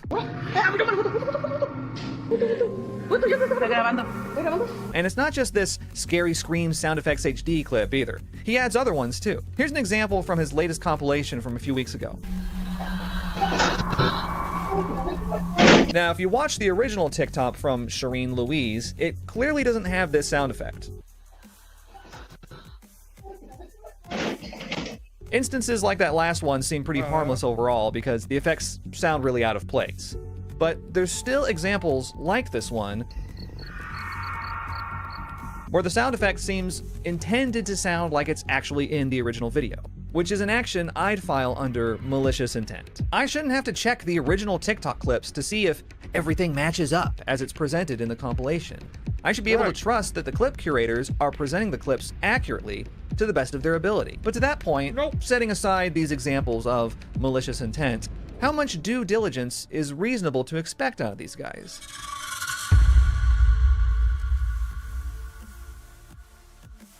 No. Due diligence, if they are presenting it as fact, then a lot of due diligence.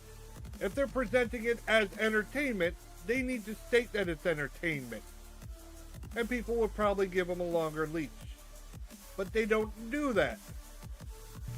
Shireen Louise, a single mother of a 3-year-old daughter, has recently moved into an old Victorian house in Cardiff, England. Cardiff, England? Cardiff is in Wales, mate! We're not even 10 seconds into this Nuke's Top 5 video and he's already got it wrong. But to be fair, this was clearly just a mistake. After all, what does the country have to do with the clip?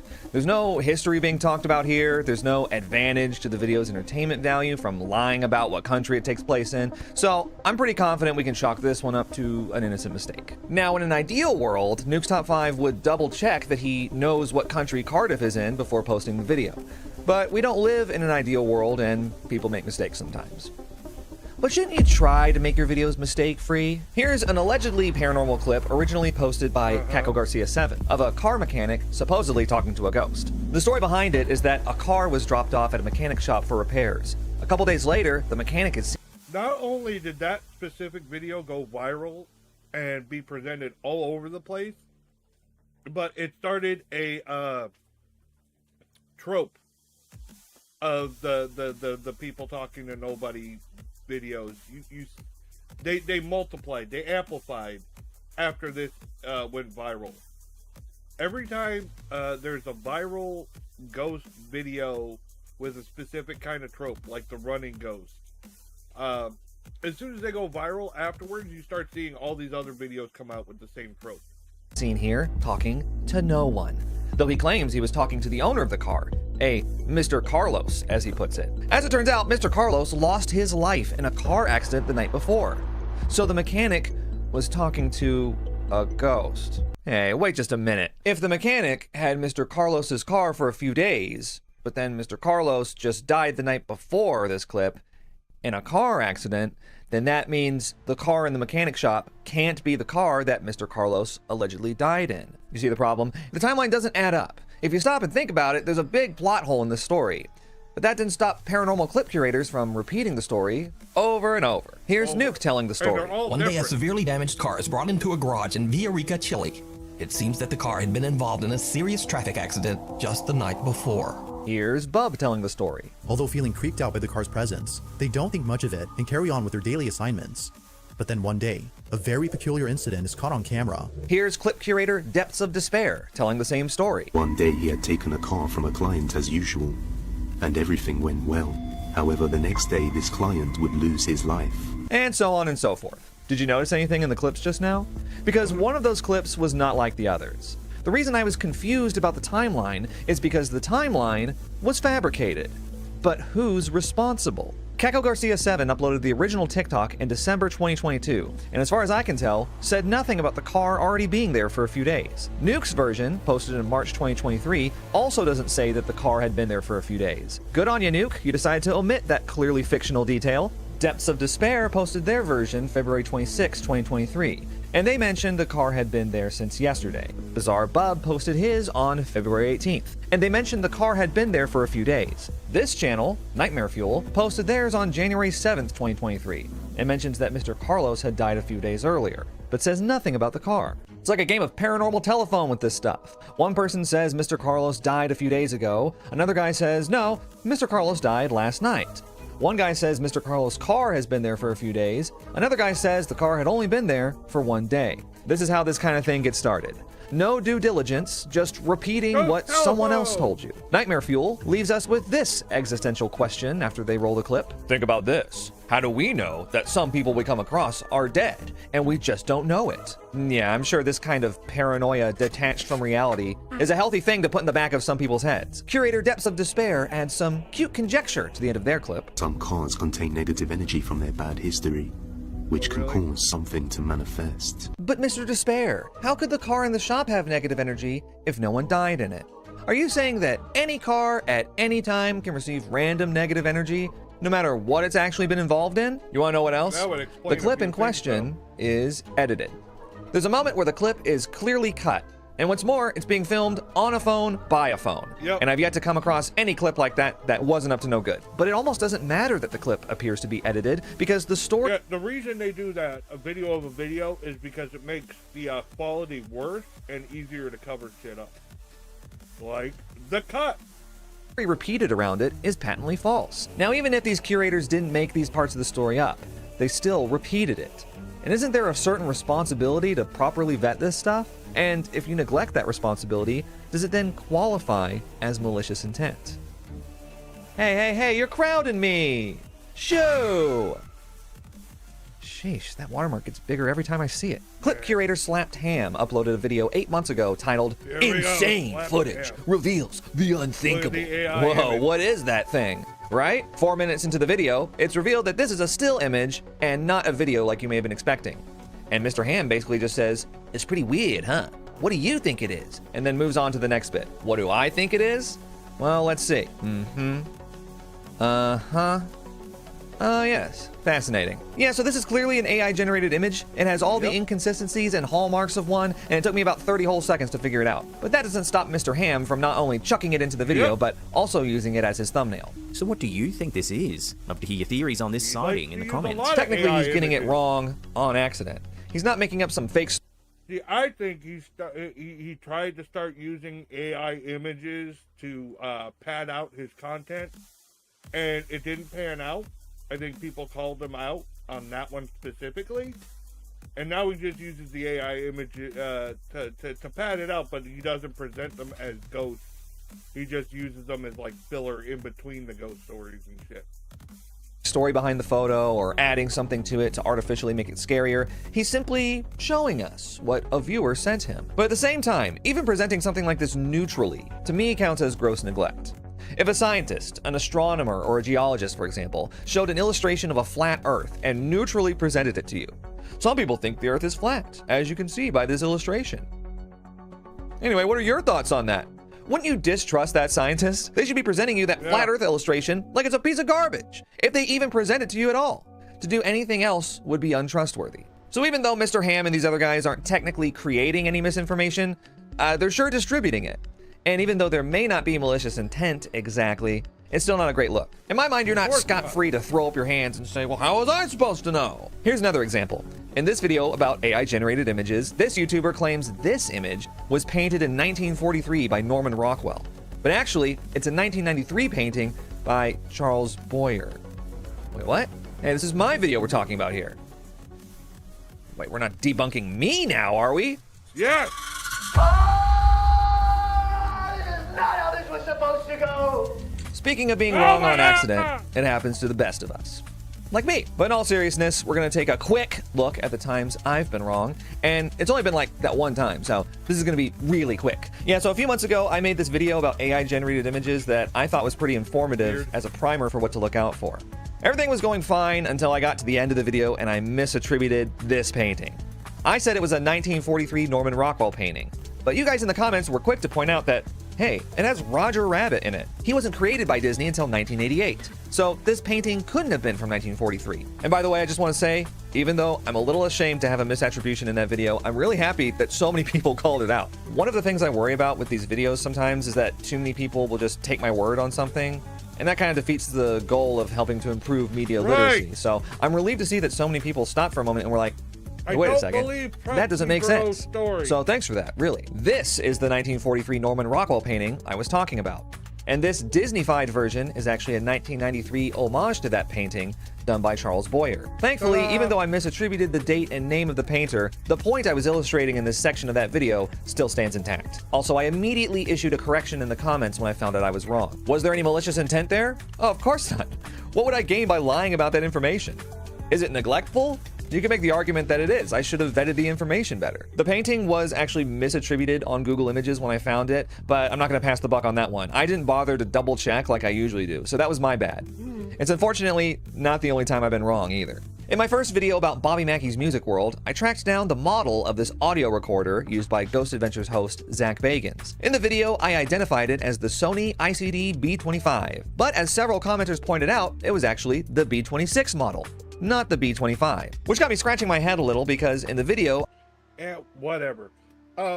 Speaking of Bobby Mackey's, their claim to fame was that the place was haunted. There were so many ghost hunters going there to see Bobby Mackey's Music World because of the ghosts. And supposedly they had a staff member that was possessed, and there was a well in the basement, and they said someone was murdered there and her head was tossed down the well. There was all kinds of fucked up shit. So do you know what they did? They went and demolished the entire building and rebuilt it. Yep. That was their claim to fame. But yeah, I don't even know if it's still haunted. I don't hear shit about that place no more. And I'm like, you know, that was probably a horrible idea. Maybe they needed to. It was old. But I feel like they destroyed their claim to fame. That was their big attraction, was the ghosts and shit like that. And ever since that I haven't heard nothing about them. Nothing. I used a picture of the B26.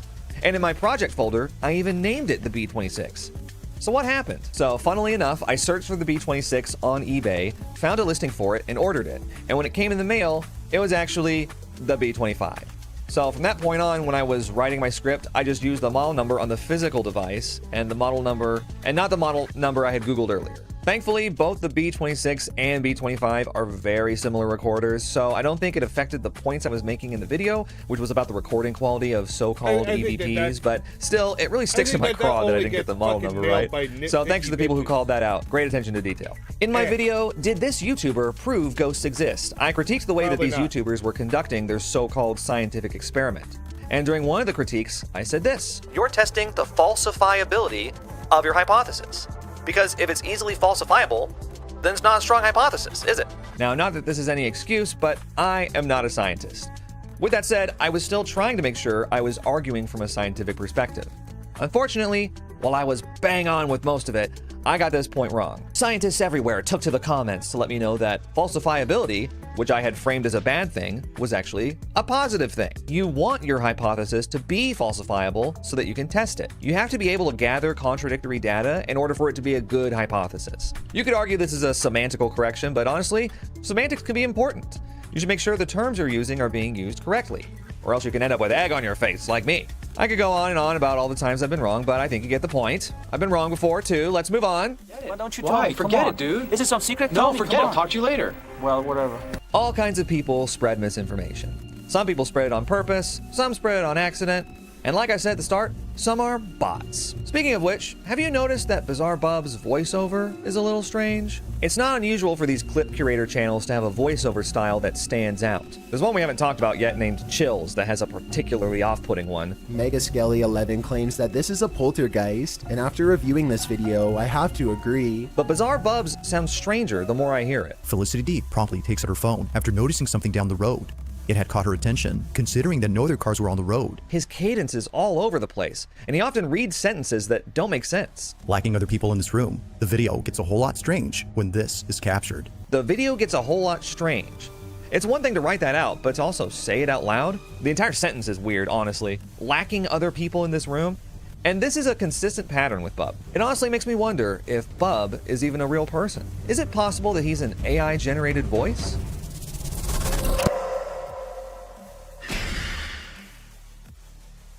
Now, what if I just left things there, with no follow-up? Google says Bizarre Bub is an AI voice, and that confirmed a suspicion I had, so I should just accept it at face value. It would be a great way to end the video, right? But that's not how we're gonna do things, because it's not responsible. And that's how you get into conspiracy theory territory. Google's AI overview has been wrong plenty of times before, like in this hilarious example, and while it's slowly gotten better, you may notice that this claim about Bizarre Bub being an AI-generated voice isn't backed up with any sources. And when I've searched places like Reddit or Twitter for anyone talking about it, I've come up with nothing. So where is Google getting this answer from? I don't know. As far as I can tell, it's just making it up. Bubbing it, if you will. And you know, Bub could very well be an AI voice. I don't know enough about AI voices to really give an opinion on that. But this screenshot isn't sufficient evidence to make any kind of claim, so I'm not going to act like it is. But whether he's Bizarre Bub or Bizarre Bot, there have been too many instances of fabricated details for me to trust his presentation of the clips in his compilations. But like I said earlier, the point of this video isn't to call Bizarre Bub a liar, or Nuke's Top 5, or Slapped Ham, or any of these other guys. It's to demonstrate that unfortunately, you can't take anything at face value, even if it's from a source that you trust. I think a lot of them are liars. Whether that trusted source is Bub or me. And this brings me back to a question I posed at the very beginning. A question posed by Tommy Wiseau on the cover of my DVD copy of The Room. Can you really trust anyone? No, you can't. Not fully anyway, and especially not online. YouTubers and influencers in general can be bought, plain and simple. If presenting a fictional image or video clip as something real can benefit their channel, it's a little easier to look the other way. And even if they don't do it on purpose, people can just make mistakes. You could have gone the rest of your life thinking that Norman Rockwell painted Mickey Mouse at Thanksgiving dinner, and that would have been my fault for misinforming you. Now, I'm not saying that I'm not trustworthy or that you shouldn't trust me, but I am saying that you shouldn't 100% trust everything I say, or 100% trust anything anyone else says, least of all these paranormal clip curators. They're entertainers, not journalists. So, can you really trust anyone? I'm afraid not. But don't despair into conspiratorial thinking. If there's one thing you can trust, it's data, sources, evidence. Cross-reference the claims you see people make. Double-check their math. They may not do their due diligence, but you can still do yours. Ain't that great news? Not really.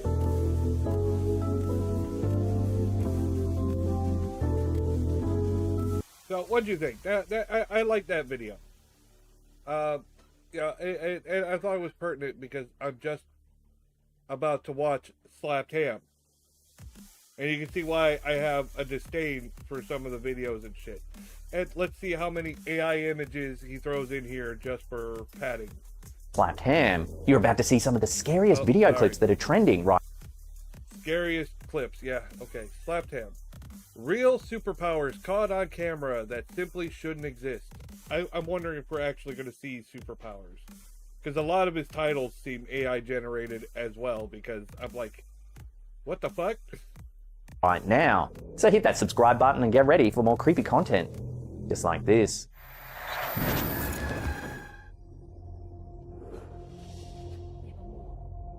Over the past several years, an intriguing figure has emerged online, captivating thousands with claims of extraordinary abilities.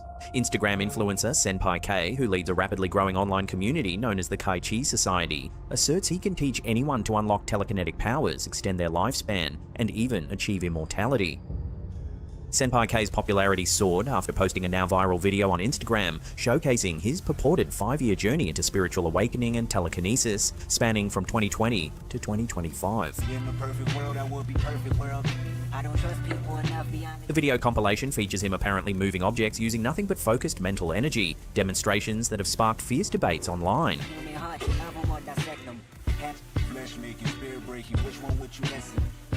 The Kai-Chi Society, founded and led by Senpai K, claims to offer students training to harness their internal energy, or Chi, ultimately unlocking telekinetic abilities and an elevated spiritual state. According to the Society's website, the ultimate goal of practicing Kai-Chi is to synchronize one's body, mind, and energy. Followers believe this alignment grants extraordinary abilities, including telekinesis and greatly extended lifespans, some even claiming immortality is within human reach. Doubt it.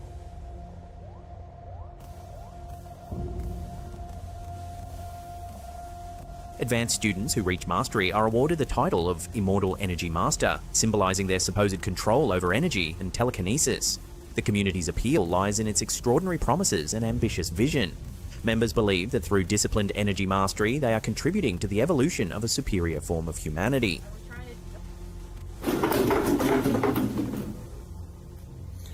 With over 631,000 followers on TikTok and millions of views across various social platforms, Senpai K's demonstrations of supposed telekinesis have left the online world sharply divided. Many viewers insist they have witnessed genuine evidence of telekinetic power. I think this is all video editing techniques. It's all staged. It's fucking TikTok. That's one of my biggest red flags. This is bullshit, clever fucking camera tricks. Again, I can't sit there and say it's debunked because I have evidence. I don't, and I'm not even gonna bother with it. This is all flashy, show-off type shit. Eat a dick. That's my opinion. Becoming passionate advocates for his teachings. Skeptics, however, dismiss his videos as clever illusions, staged demonstrations, or examples of digital manipulation. Could Senpai K genuinely be demonstrating real telekinetic abilities? Or is the Keiichi Society simply an elaborate blend of illusion, suggestion, and New Age spirituality? And bullshit!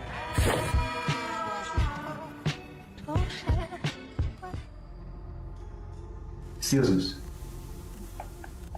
Watch. Instagram influencer Tamarcus.williams. You know, if someone had fucking telekinetic powers, you think the government wouldn't be all over them to fucking cut them up and figure out how it works? I mean, that's my thought. How many fucking times has this shit happened throughout history? Something weird's going on here. We want that for ourselves.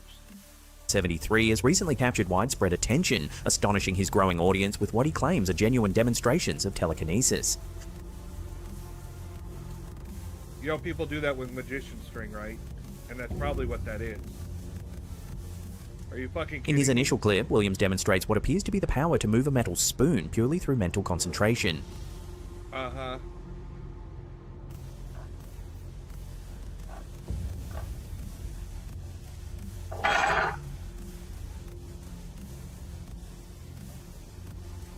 It's magician string. Yeah, and the string. In a follow-up clip, Williams... He just had a string under the spoon. That's all it fucking was. Are you fucking kidding me? It's so obvious. Oh my god! This is so bad.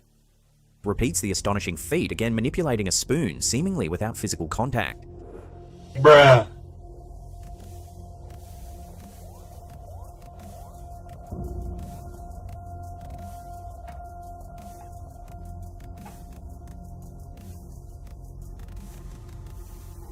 This consistent demonstration has helped Williams gain a loyal following of It's curious the viewers same fascinated by the possibility thing. of real... It's fucking magician string. It's not even that expensive. It's easy to get. People use it to fake ghost shit all the fucking time.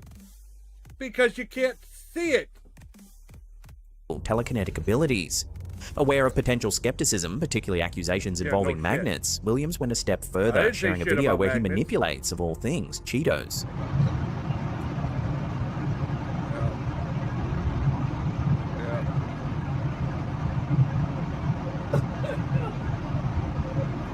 Just one Cheeto, not the other one?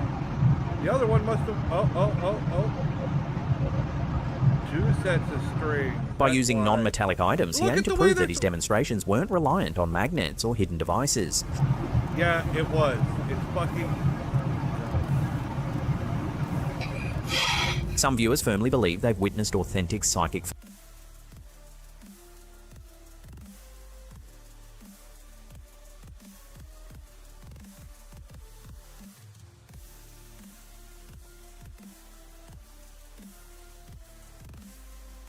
Amazon. Look at that. Oh, look at that. Magician super invisible thread. It's not fucking complicated.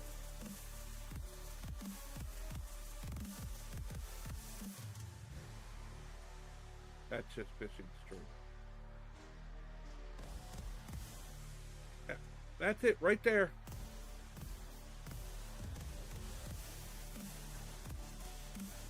Oh look, I levitated my glasses! And it's money! Fucking stupid. Give me a fucking break. phenomena, while skeptics suggest Williams could simply be employing clever sleight of hand or other practical illusions. Have your say in the comments below. I'll have my say right here. You're stupid.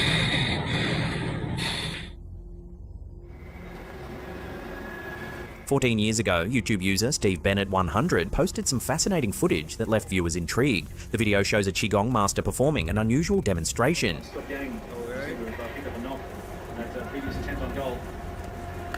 He appears to channel energy into a small piece of tissue paper. We have another penalty on the ice here. Yes, 2 in the box now. Yeah, the NG makers just come up with 1 joins and the hunting is about to go back on the ice. Oh, wow.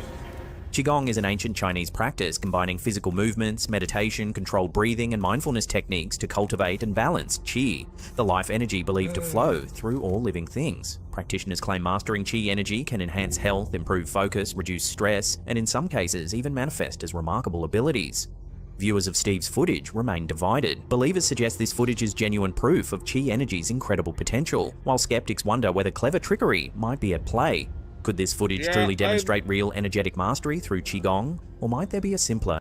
I'm suspect of something like flash paper being involved.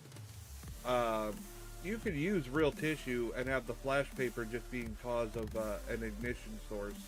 ...explanation. The debate remains open. And they take 2 down for a few seconds there now. At least 1 man down. Yeah, this could catch him. Footage from the PBS documentary Ring of Fire has left viewers stunned and debating the authenticity of a man's incredible and seemingly supernatural abilities. Known as DJ or Dynamo Jack, the mysterious healer, later identified as John Chang, claimed to channel his qi energy, achieving remarkable, inexplicable feats. Like you can touch me, like this. It's nothing, okay? It's my burn. Just like this. The documentary shows a particularly astonishing demonstration. And showed us how qi can also be used to set things on fire. I saw it before, I think, in a documentary. Without touching it, the paper begins to smoke, catching fire.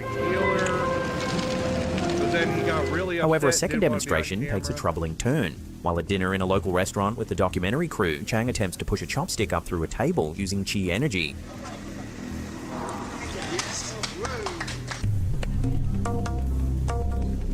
Even more startlingly, a splinter from the chopstick grazes a nearby woman on the forehead, causing a minor injury. The incident was laughed off apologetically. Chang was visibly shaken by the incident. According to the documentary, the next day he explained that he had been visited overnight by his deceased master, reprimanding him for violating sacred traditions, specifically demonstrating his powers publicly and causing harm. He said he'd been visited all night by his long-dead master, raging that he'd broken the strict taboos of his... Well, I remember when watching it, it felt really suspicious that all of a sudden he didn't want to, and it felt like an excuse. Which puts a lot of things into doubt. Don't get me wrong, what he was doing was amazing. But still, most likely sleight of hand and tricks like that. I mean, you see David Blaine do shit like this. Other magicians. Alright, he's a talented magician. I suspect he was worried he was going to get found out, or he was going to slip up on one of his tricks or something, and he was like, yeah, I don't need any more. I think I'm going to stop here. Because I believe he was known as a healer, and I think if he was caught lying, if they caught him in a fake or something, it would destroy his business. You know what I'm saying? Sect, never to show off in public, I don't know for sure. and never to cause harm or draw blood. That's my opinion. He felt deeply chastised. These incidents raise profound questions. Could Chang's demonstrations genuinely represent mastery of qi energy, the life force long described in Eastern traditions? Or could these events have another explanation? For decades, viewers and skeptics alike have debated John Chang's extraordinary abilities. To this day, no definitive proof has emerged, leaving the authenticity of Chang's qi energy demonstrations an enduring mystery.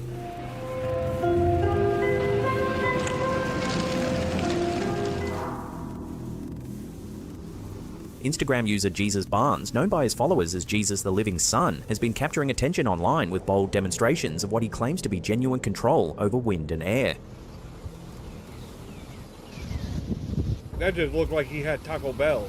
Gradually, the wind intensifies, blowing more strongly around him.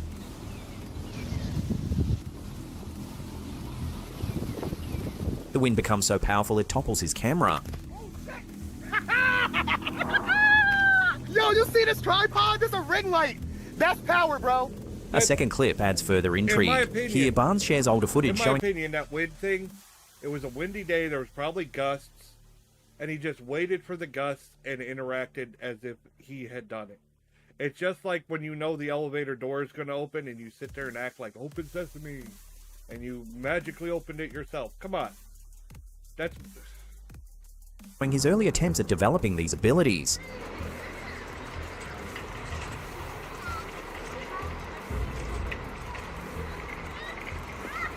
The video then transitions to present-day footage with a visibly older Barnes demonstrating a much more impressive feat. Okay.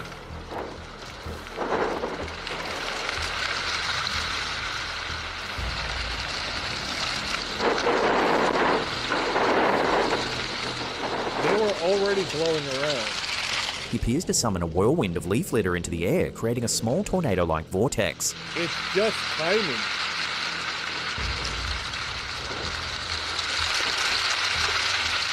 Supporters are convinced Barnes possesses a genuine, extraordinary ability to influence air currents, while skeptics argue it may simply be clever timing, coincidence, or manipulation.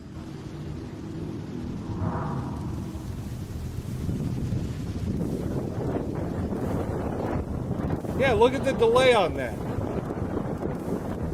He knew it was coming. He could probably hear it rustling because wind TikTok user Isaac Luna, known online by his handle Little_Luna, is quickly becoming a sensation for his astonishing videos, blending fitness demonstrations with what he claims are genuine levitation abilities. In one viral clip, Luna introduces viewers to something he calls the Luna Levitation Press. Luna's body begins to slowly rise. But notice how he has his feet on the board? I think he's got good core strength, but I don't think he's Another clip levitating. shows a feat Luna dubs the Chakra Smash. Gotta keep those feet. Luna dramatically punches his palm onto the ground, which somehow propels him off the ground, as if harnessing unseen energy for levitation. No, I think it's just core strength. And his feet up against the wall. In perhaps his most impressive video yet, above. Luna raises the stakes dramatically.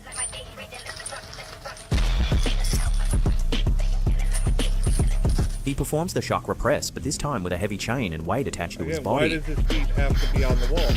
Press harder. I want to investigate the wall. That's what I'm thinking. Defying logic and gravity, he again appears to levitate upwards, even while burdened by the additional weight. It's always suspicious that he has to keep his feet on the wall. And that's where I think the thing is. I think Luna attributes these stunning abilities to disciplined training, claiming that rigorous meditation and physical conditioning unlock such powers. Skeptics, however, argue it could simply be clever editing or optical illusions. Regardless, Luna's jaw-dropping demonstrations continue to attract massive attention, sparking intense debate about the limits of human potential. I don't believe it now for 1 second. The feet having to be on a solid surface is like the biggest red flag for me. TikTok user Richard, known online by the handle richard.telekinesis014, has recently garnered attention with a series of intriguing clips where he claims to demonstrate Probably telekinetic more abilities. magician string. In one striking video, Richard can be seen focusing intently on a plastic cup placed atop a granite stone bench. Sure. A second, equally fascinating clip shows Richard apparently influencing water inside a glass, causing it to ripple and shift without him physically touching it. So, what exactly are we witnessing here? Is Richard genuinely demonstrating telekinetic powers, or is this a cleverly staged illusion? As with all extraordinary claims, this remains open for viewer interpretation. Probably a lot of magician string bullshit. Oh my god. London, what you doing?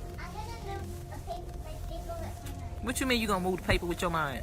TikTok user Lestallion recently shared an intriguing video capturing a seemingly impossible event involving her daughter, London. Let me see, cause I think you tripping. You not doing what the hell? You not doing that. In the footage, the mother innocently films her daughter, noticing her child intently focusing on a piece of paper. She is not doing.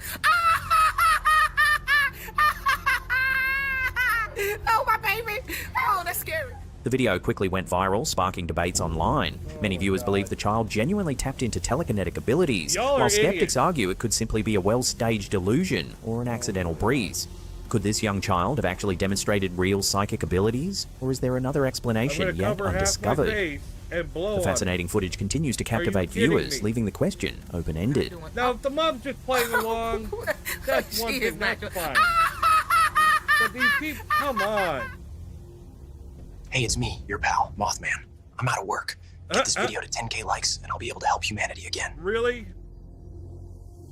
Wow. Ninel Sergeyevna Kulagina, a former Red Army sergeant turned housewife, became an unlikely focal point in the clandestine paranormal arms race between the Soviet Union and the United States.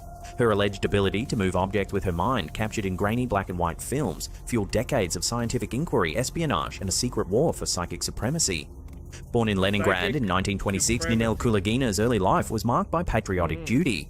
At just 14, she joined the Red Army's tank regiment during the brutal siege of her city in World War II, serving as a radio operator on the front lines. Wounded by artillery fire, she was decorated for her bravery, but the war left her with lasting physical and emotional scars.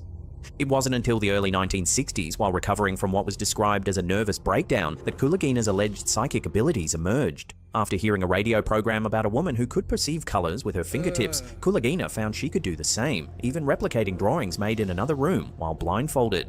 This eyeless side soon gave way to more dramatic phenomena. By March 1964, she was demonstrating telekinesis to Soviet scientists, purportedly moving objects without physical contact. The most famous evidence of her abilities came in 1967 when Russian parapsychologist Edward Naumov filmed Kulagina in her Leningrad apartment.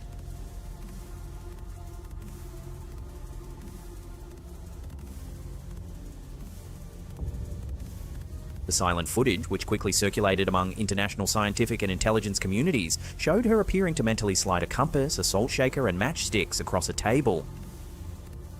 Okay.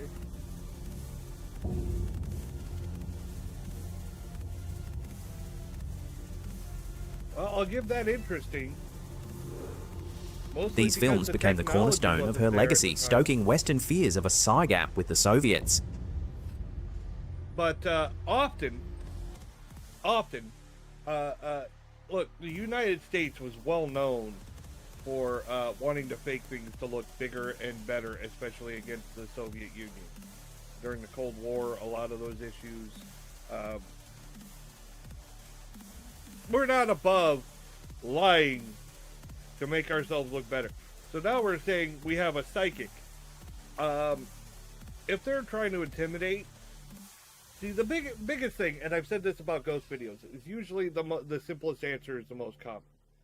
So, when I did that review on that video that the guys faked on purpose, they kept saying, it's just the two of us here. And I said, no, there's a third. You have an accomplice.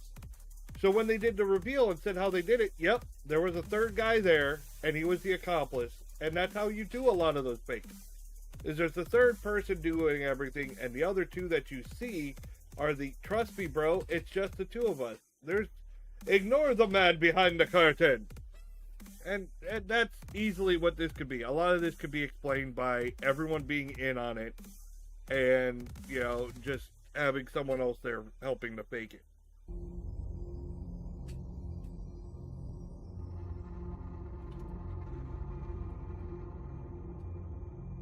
As reports of Kulagina's powers grew, so did the intensity of the experiments. In a now infamous 1970 test, she allegedly influenced the beating heart of a frog suspended in a solution, first speeding it up, then slowing it, and finally stopping it altogether.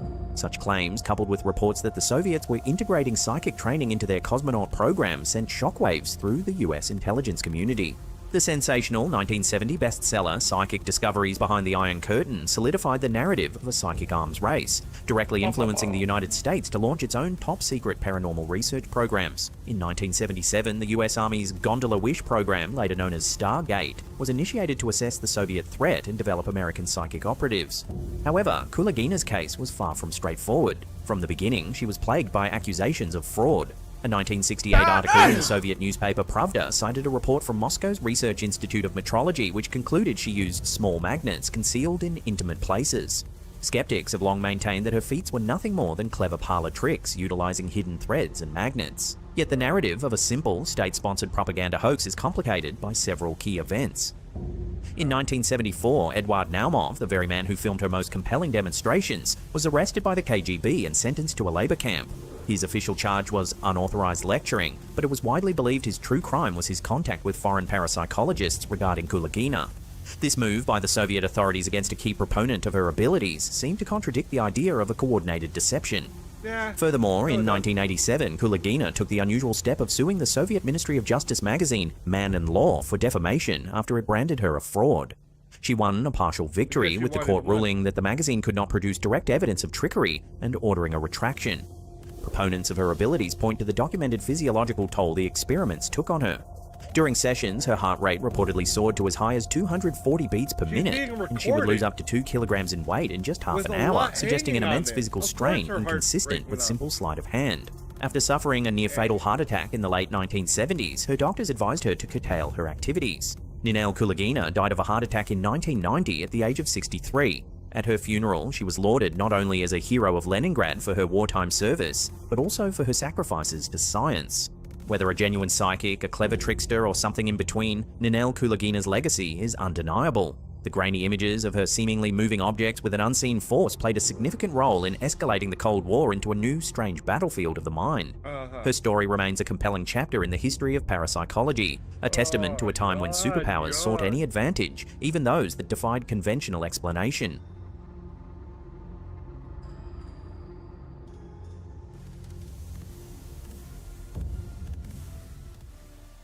Now, if you want to watch some... Oh, it's finally over. Jesus.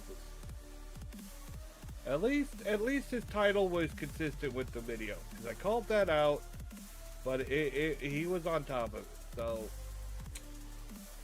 that's my bad. I mean, I wouldn't say my bad. Normally it's like, what the fuck are you talking about? Oh, I'm super sleepy. I'm super duper sleepy.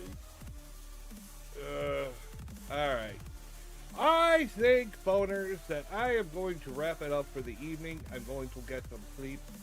Of course, tomorrow is going to be, God damn it! Why am I having all these glitches?